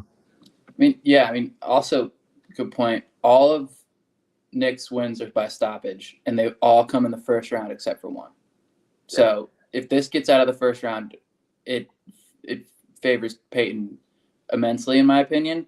And when he decides to just go, from what I've seen in his tape, he's just like, okay, now I'm gonna put you out. And then that's what he'll in the next minute and a half, you're falling. And I don't even think Peyton has a first round finish, does he? No, not from what I saw. They're all after in the second round or later. I think he's got one decision, but I just don't. I think after the first round, I think Nick's going to start to slow down. And his one decision was his Dana White Contender Series win. Okay, yeah, and that was Cortez, right? Cortez is tough as hell. Tough as nails. So I don't blame him one bit. Yeah. See, Jeff said I want to go with Talbot by finish for the better line, but I did that last night with Chablis, and it took years off my life. Talbot is the Terminator. He gets hit a lot, but keeps coming. He's like the villain in Terminator 2, made of liquid or metal or something. Yeah, he's got that zombie walk down. He's an interesting dude. Yeah, he's very interesting. There's two interesting dudes. Yeah. He's a Cali dude with the hair, and his tattoos are interesting. Like, what? never seen a tattoo like that. Yeah, very interesting tattoos. And speaking of interesting guys, we got Jordan the Monkey King Leavitt versus Chase Hooper. Doctor, I'll let you start this one off. All right. Well, let me start by saying that Chase Hooper is dead to me. I will not acknowledge his presence in a fight ever again. I've gotten in such a habit of going the other way on his fights. One of the biggest cashes I can remember is that Steve Garcia fight, just on principle, knowing nothing about the fight. It's like, okay, this guy's a striker. Let me go with striker. So that being said, I think Jordan Leavitt's legit. I think he's another guy on the rise too after that Paddy Pimblett fight. I never thought of him as like a super aggressive striking kind of guy. But in his last fight, he was shit. You know, he looked for the finish. He got the TKO. And I think if he continues to fight that way, it'll serve him pretty well. I think they'll most likely neutralize each other quite a bit in the grappling department. So if it gets into like a little bit of an uglier slugfest, man, Chase Hooper looks like a punching bag to me a lot of times. He's a dog. You know, he's definitely you know, not a pushover, but I just don't see it. I think something's really going to have to change in his fighting style. You know, as he gets a little older, a little bigger, you know, I think he will continue to improve, but until I see it, I'm almost always going the other way on principle. So I like Leavitt. I think Leavitt by TKO is a stretch. I think then I'm just being greedy, which is okay. It's okay to be greedy sometimes, but give me Leavitt here. I like this one. The line is great. I think there's a ton of value either way. I like the over as well. I think this is going to be more of like a chess match than a fight. So I'm looking forward to it. This is going to be one of the better fights on the card, I think. Yeah. Right on. Welcome back, Cody. How's it going? Were you going through some rough patches there? Yeah, out here in Indiana, man, there ain't much but fields and stuff. Windmills. Yeah, so. But if you want to do the Jordan Leavitt fight, I think you missed like maybe 3 fights, so we can go back real quick. Okay, yeah, on the Jordan Leavitt fight, I actually really like Chase Hooper in that fight. Both of them have like kind of suspect striking. Chase has looked a little better in his last fight, but it could have just been his opponent. Same thing with Jordan Leavitt. But I think this fight's going to just be a grappling fight. Both these guys want to grapple a lot. Neither one of them have the best takedown defense, but they both want to grapple. I think they're going to be rolling around. I just don't like Jordan Leavitt's gas tank, man. His 2 losses, both of them, he kind of slowed down after the first round against Pujols and against Paddy Pimblett. You know, he wrestled hard, and then he started slowing down in the Pujols fight. He probably won the first round, was going back and forth, but by the second, in the scrambles, Pujols was starting to get him where he just laid on his back, you know, and accepted bottom position. So I'm going to take Chase Hooper because he's got phenomenal cardio. So I think that he can push a pace and start taking over in that second and third round. But I didn't bet nothing on this. I kind of don't trust either guy yet. But it'd be cool to see which one actually wins. And their career is going to go a little farther from there because both of them do like pretty much the same exact thing. So it's kind of a good matchup. But, yeah, I'll take Chase Hooper. I'll say by decision. Be honest, Cody, you just don't like Jordan Leavitt because he twerks. No, I like Jordan. I actually like Jordan. Let's put it out there. Come on. I used to not like him because of his fighting style, but I actually like him. But I just think that he's fighting another grappler that he's not going to be able to submit, and I just do not like his cardio. And then Chase is big too, man. He's a lot bigger than Jordan, so I just think the overall pace and pressure is going to slow Jordan down, and Chase gets that third or decision. Right on. Do you remember the fight that you last broke down? Was it Brito? Yeah, I think that might have been. Yeah. Okay. Who do you got? Medic versus Oralbay. I didn't get to tape the other guy. I'm going to take Medic just because I like a proven UFC fighter with full cam. But I didn't get to really tape the other guy, so I wouldn't give out no like actual betting tips on it. Okay. What about Heus and Pinheiro? In that, the line seems off. You know, Heus should be minus like 160, 170, but I do like Heus because I think they do the same thing, except Heus is a little bigger. She has better striking, and I think she's actually going to have the better judo and jiu-jitsu when it comes down to it. Fought way better level of competition, and as long as she don't get bonked, you know what I mean, she should be good to go. And a pretty good fight, though. I mean, I don't think she should have been minus 300 or probably still even minus 250 or whatever she's at. But I think she is the better fighter with the better experience, good cardio, all that. As long as she don't get clipped, should be good to go. And then Peyton Talbot and Nick Aguiar. Yeah, I like Peyton Talbot. If you want to bet him, you could bet live. I think that it'll be lower odds after the first round because I do think that the Aguiar, whatever his name, that he'd be able to land some takedowns and get a little control time. We've seen that against Talbot before, not in the Contender Series, but I can't assume that he just like cleared it up as much as that quick because the fight before the Contender Series, he got taken down for the first like 7 minutes of the fight. So I'm going to say that Aguiar's able to get a little control time in that first round, but he's making him work. Talbot doesn't just accept the bottom. By the second, Talbot starts taking over with his pace, pressure, like constant forward pressure, stops the takedowns, and just starts beating up Aguiar. And I say he gets a third round TKO. Like it. Maestro, who do you like in the Jordan Leavitt fight? Yeah, so I mentioned it earlier. I took Jordan Leavitt at 1.5 at plus 230. Like the doctor said, I think it's out of principle against Chase Hooper. I just don't think. I mean, I think Chase Hooper in a couple of years could be like. I think he's a decent fighter now. Tough dude, good grappler. I just don't think he's fully come into his like male adult body yet in terms of strength. Like I totally get that. Like it happens. But like Hooper's a serious threat on the ground and can submit from top or bottom. We saw against Pete Barrett, who was losing every round and then got that. I think it was a heel hook, or was it I don't know. Anyway, submitted him, third round, was down. So like he's never out of a fight, right? I think Leavitt's he's improving a lot. Like in his last fight, like he showed he was very aggressive, worked well in the clinch, got that. It was a weird knockout, but like I think he's just kind of turned another corner in terms of his aggressiveness. He's going to be a dad soon. I think that definitely plays a role in terms of how determined you are. I think he was definitely coasting a little bit before. He's fine with his career, like at where it was. I think the Paddy Pimblett fight kind of woke him up. I don't think, like, I know he got subbed there. I think he's a really tough dude. I don't think he'd get submitted there if his hand wasn't caught.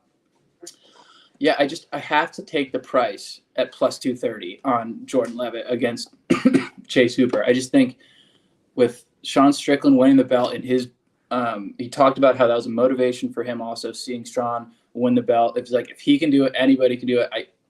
I have to take the money at plus 230. I have to take Jordan Leavitt. If this line is minus 110, then I'd probably favor Chase. But I think that both these guys are tough. They're durable, but seeing Chase lose to Steve Garcia like that, and I know Leavitt doesn't have those type of hands, but this is a fight where it's either dog or pass for me. Yeah, I'm on the Jordan Leavitt side as well. I don't like his striking defense. Yeah, he worked on his striking there. It's a little bit better. Not to say Jordan Leavitt, is going to go out there and put on a freaking boxing class either. But I just think at their points in their career right now, I just think Jordan Leavitt is just a better fighter at the moment. Not to say that Chase Hooper is bad or he can't get better than Jordan Leavitt. I just like what I see from Jordan Leavitt. I think he's a very good grappler. He's got good wrestling and takedowns. His striking isn't the greatest. We all know that, but I like his aggressiveness in his last fight.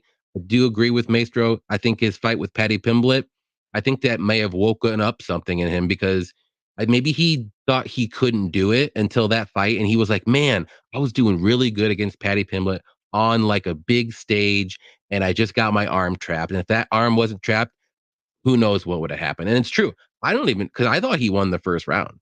So we'll see what happens here. I think he gets this one done. I do think this fight goes to decision. I will be a touch worried in the third round just because Jordan does slow down a little bit and later in the fights. So Chase, depends on what if it's on the feet, it's going to be close. But if it's on the mat and it's grappling for 3 rounds, I mean, Jordan may slow down and Chase has a different like gas tank when he's grappling. So we'll see what happens here, but I like Jordan Leavitt here a lot, especially at the price of plus 200. I could never, ever lay minus 250 on Chase Hooper ever, unless he's fighting literally somebody with one arm that can't grapple. Like, that's it. That's the only way I would fight or bet Chase Hooper. So that's just me. Because I got burned a couple times on Chase Hooper. Who's that fighter that Justin Gaethje fought in LFA with the one arm? I'd still favor that guy over Chase Hooper. He's a pretty good fighter too. Nick Ewell, I think it was. Might be. I don't remember the name. We got Get Rhythm here. What's up, man? He said, just made it. Good luck tonight. Good luck to you as well. His reaction to being an underdog. Yeah. How can you not Jordan say something about that? He's a good guy. Exactly. He was like, what? Yeah. I'm not sure how much sleep Jordan has been getting. The rumor is he should be a father any day, which I like that, because usually newborn, new baby daddies or about to be's, they always freaking turn it up a notch and win. I think it only like 1 or 2 times that they lost. So we'll see what happens. That's next level stats right there. There we go, Johnny. Those are the stats we got to look at the intangibles. For the record, Charles Johnson just had a baby about 4 months ago. And he's a dog? Automatic hit. I got to look up Estevam. I'm looking up Estevam right now. He ain't got no kids. John. He might have 10. Who knows? I know Brito has like 10. Yeah, but Mez Costa, he's gonna murder Steve Garcia. That's 100%. I agree with that. Oh yeah, I'll be heavily on Mezaquil. Is that how you say his name? It's like, I think so. There's a Q in it with a Z, and you're like, what's going on? I just call him Milt. Yeah, we're at the co-main event here. We got a little over 50 people. If you hit that like button for us, we appreciate that. All the descriptions are below to see these guys on Twitter, Instagram, YouTube. Definitely check out Hobby Monsters. Also, it's very top description for giveaways. Go and like them, and they're going to give some giveaways for graded cards and stuff like that. So definitely check that out on Instagram. Let's see. It's Jake Matthews versus Michael Morales. Cody, I know you're really high on this one. Go ahead. Yeah, man. I like Michael Morales here. I don't really see where Jake Matthews wins this fight. You know, he's not really dangerous striker. Maybe against Fiallo, who has no chin. But that was like his first TKO in a long time, a lot of years. Other than that, he's well rounded. He's a UFC vet. He's been in the UFC his whole life. But I just don't see where he's really good, man. Anytime he steps up in competition and fights a good fighter, he gets beat. And when he fights lower level fighters, he gets the wins. You don't really like his best win is Jing Liang in his whole career. And I like Michael Morales, man. This kid can wrestle offensively and defensively. He's got good jiu-jitsu. He's been fighting his whole life. Like, both of his parents are black belts in martial arts. He's got, like I said, the great wrestling. Good striking. Boxing's excellent. He's got 79-inch reach for a welterweight, which is pretty crazy.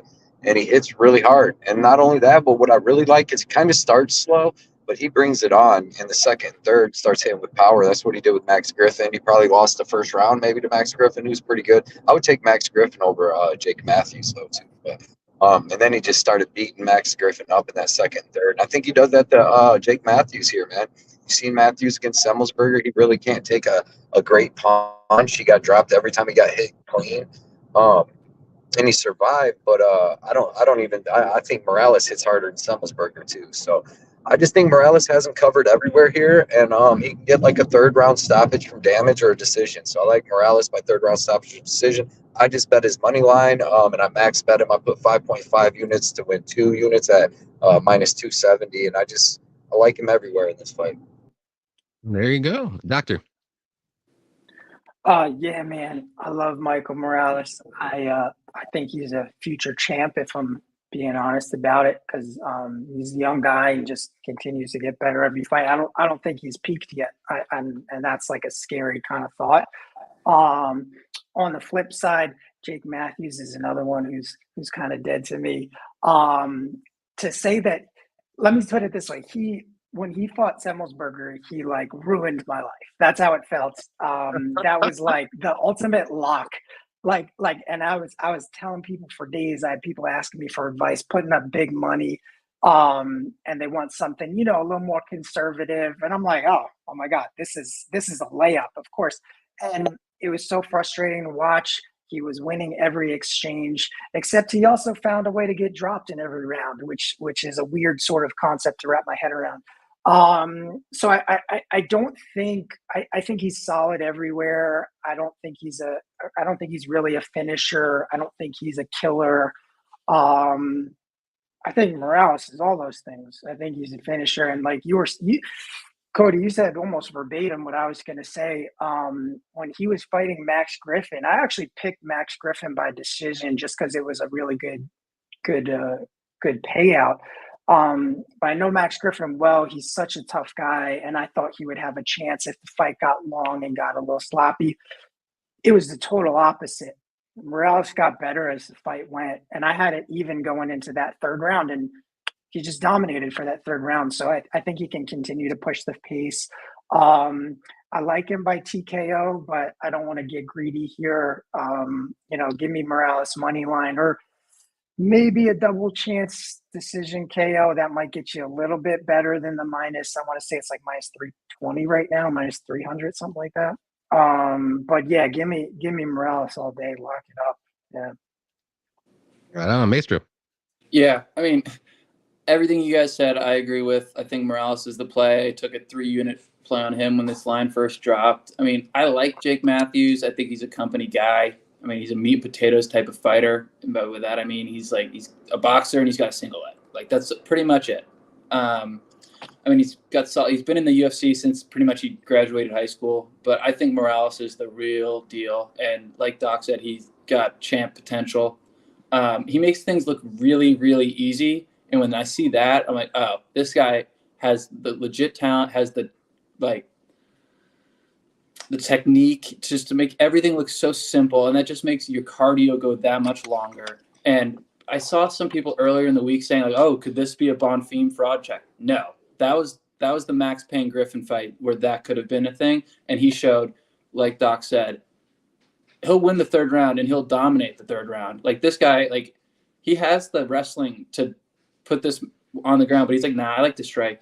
And like he's a Muay Thai and wrestling national champion in Ecuador. I know that's not but to be a national champion in 2 separate fields is very, very impressive. And yeah, I just think this is Morales all day. I took it on his money line when it was lower. And I think Matthews is a tough dude. He does get dropped. And Morales does have that finishing potential and that aggressiveness to hunt for those kills, unlike Semmelsberger, where he's just kind of like, oh, I dropped you. You can get back up now. Like, I don't think Morales is going to do that. He'll pounce on you. So I see a late finish or decision. And I like to I took a play on his decision at, where was this? At plus 265. I thought that was a pretty good play. Just with Jake Matthews is a tough dude. And, I wish he's a nice guy. I wish he would do well, do better. It's just what Cody was saying, his wins just aren't great in his lot. And whenever he faces good competition, he falters. Yep. Yeah, I agree with what everyone said. I got duped by Jake Matthews against Matt Semmelsberger as well. And he looked amazing against Andre Fiallo, which at that time was a pretty decent win because he was coming in just steamrolling everybody.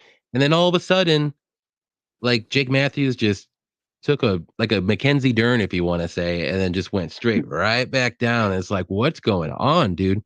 But I mean, he's got good wrestling. I don't think his striking is all that great, even though it did look amazing against Fiallo. But again, it's not really aging too well.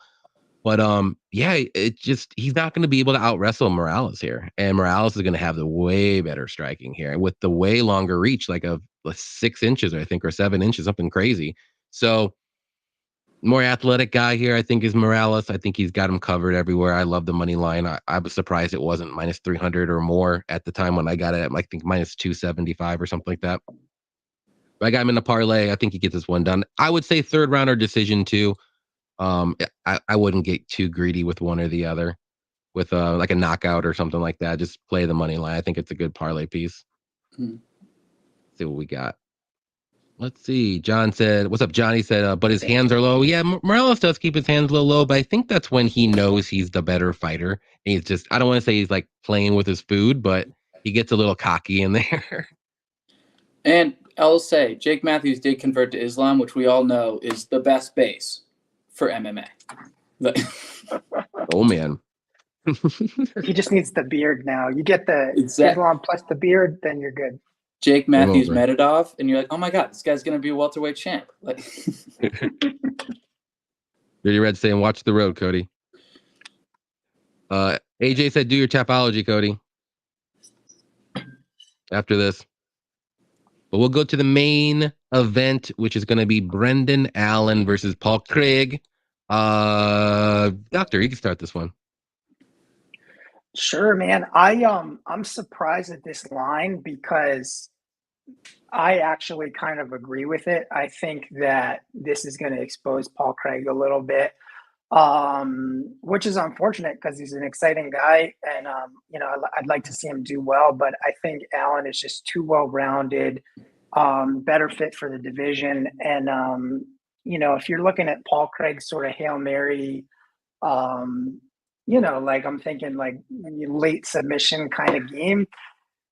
I just don't see Allen falling into that. He's a kill cliff guy, training with Gilbert Burns and Herbert Burns. He's going to mind his P's and Q's. And honestly, like, just not sold on Paul Craig in this weight class. I think he looked good in his last fight, but, in hindsight, is it really like that big of a win? Because I kind of feel like Andre Munoz was maybe a little overhyped himself.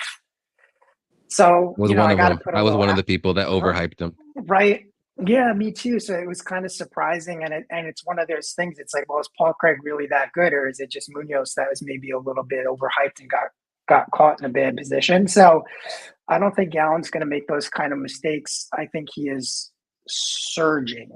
Another guy who's going to make a run at like maybe even like the top 5. So I see this as being, I could see this as domination, first round finish, really ugly for Paul Craig. So I was really disappointed to see Allen at like minus 440. I thought they would like give Craig a little bit more credit. So, man, I like me some Allen first round finish. That's what I'm feeling on this one. I don't have the odds in front of me, but it's certainly better than minus 440. But that's kind of how I see this playing out. I don't see this going long. I have another like parlay, which is Allen plus like under 1.5.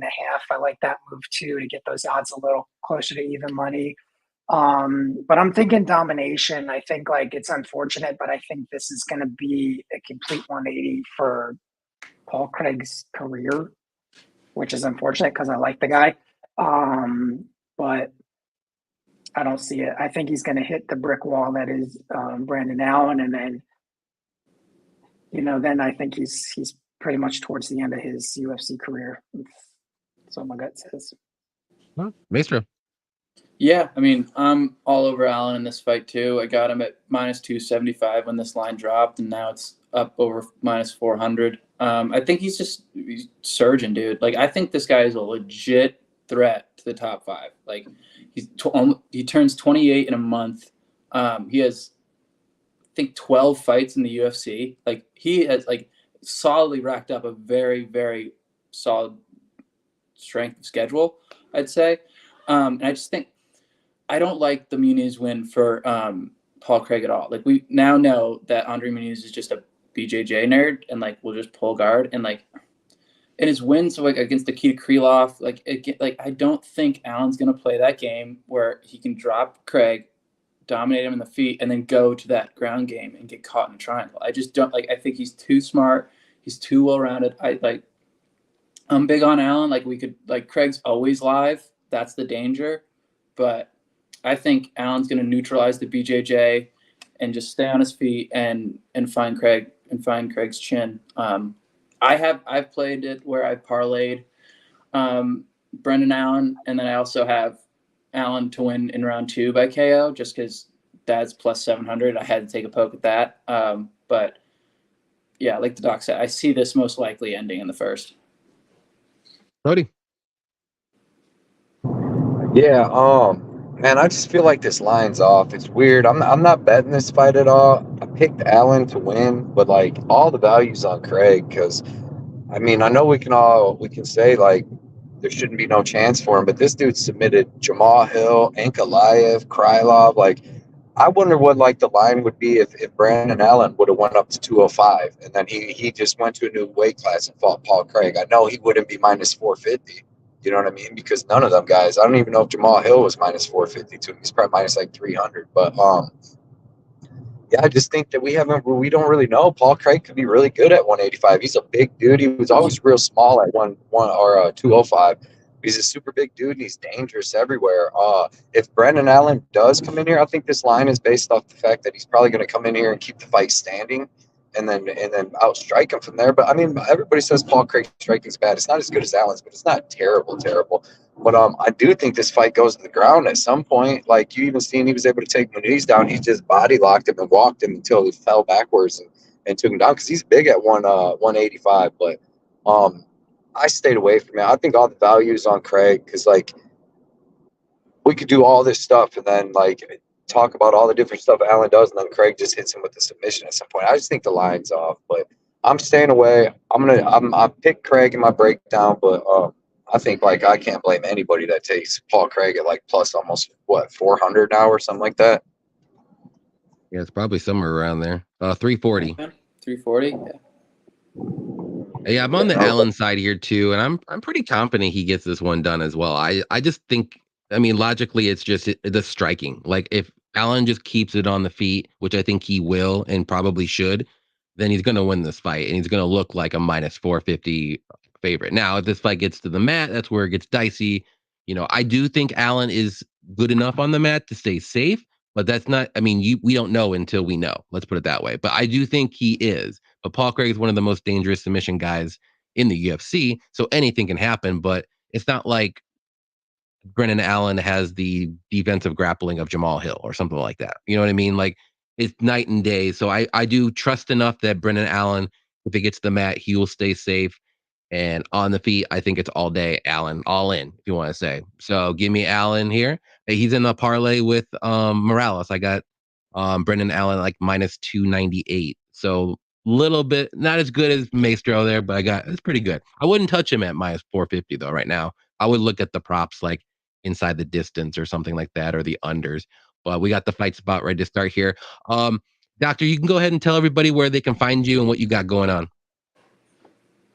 Yes. My main page is at Dr. Sarowitz. I got all my links in there. But I'm going to post a giveaway on the Hobby Monsters page. And I guess we'll do another one for Face Meet Fist. But actually, Johnny, if you want, I'll let you do the Face Meet Fist one. If you want to we'll figure out a way to organize it and you can kind of pick how you want that to go. Okay. Could be fun. Yeah. For sure. Yeah, definitely check him out. He does Face Meets Fist and Hobby Monsters on Instagram. You can go to the website as well. Maestro, where can we find you? Yeah, you can find me at MMA Maestro on Twitter or X, whatever you want to call it. I'm on Patreon also at MMA Maestro. I've got a Discord at MMA Maestro, so find me all in there. I can't see none. I don't know if I'm froze. Good luck tonight, everybody. All right, he's done. Thanks, he's done. Yeah, but yeah, find me all my socials, MMA Maestro. And yeah, I'll be tweeting out throughout the fights today and shoot me out some bets. I got them all on Patreon. Sign up, it's free. Go for it. Right on. Yeah, you can find me Instagram, YouTube, Twitter, all that good stuff, and live shows Thursdays and Saturdays right before the fights too. So good luck to everybody on their bets. I know it's just about ready to start. So yeah, hope we cash those tickets. Good luck, guys. Good luck, everyone. Thanks, Johnny. Thanks, guys.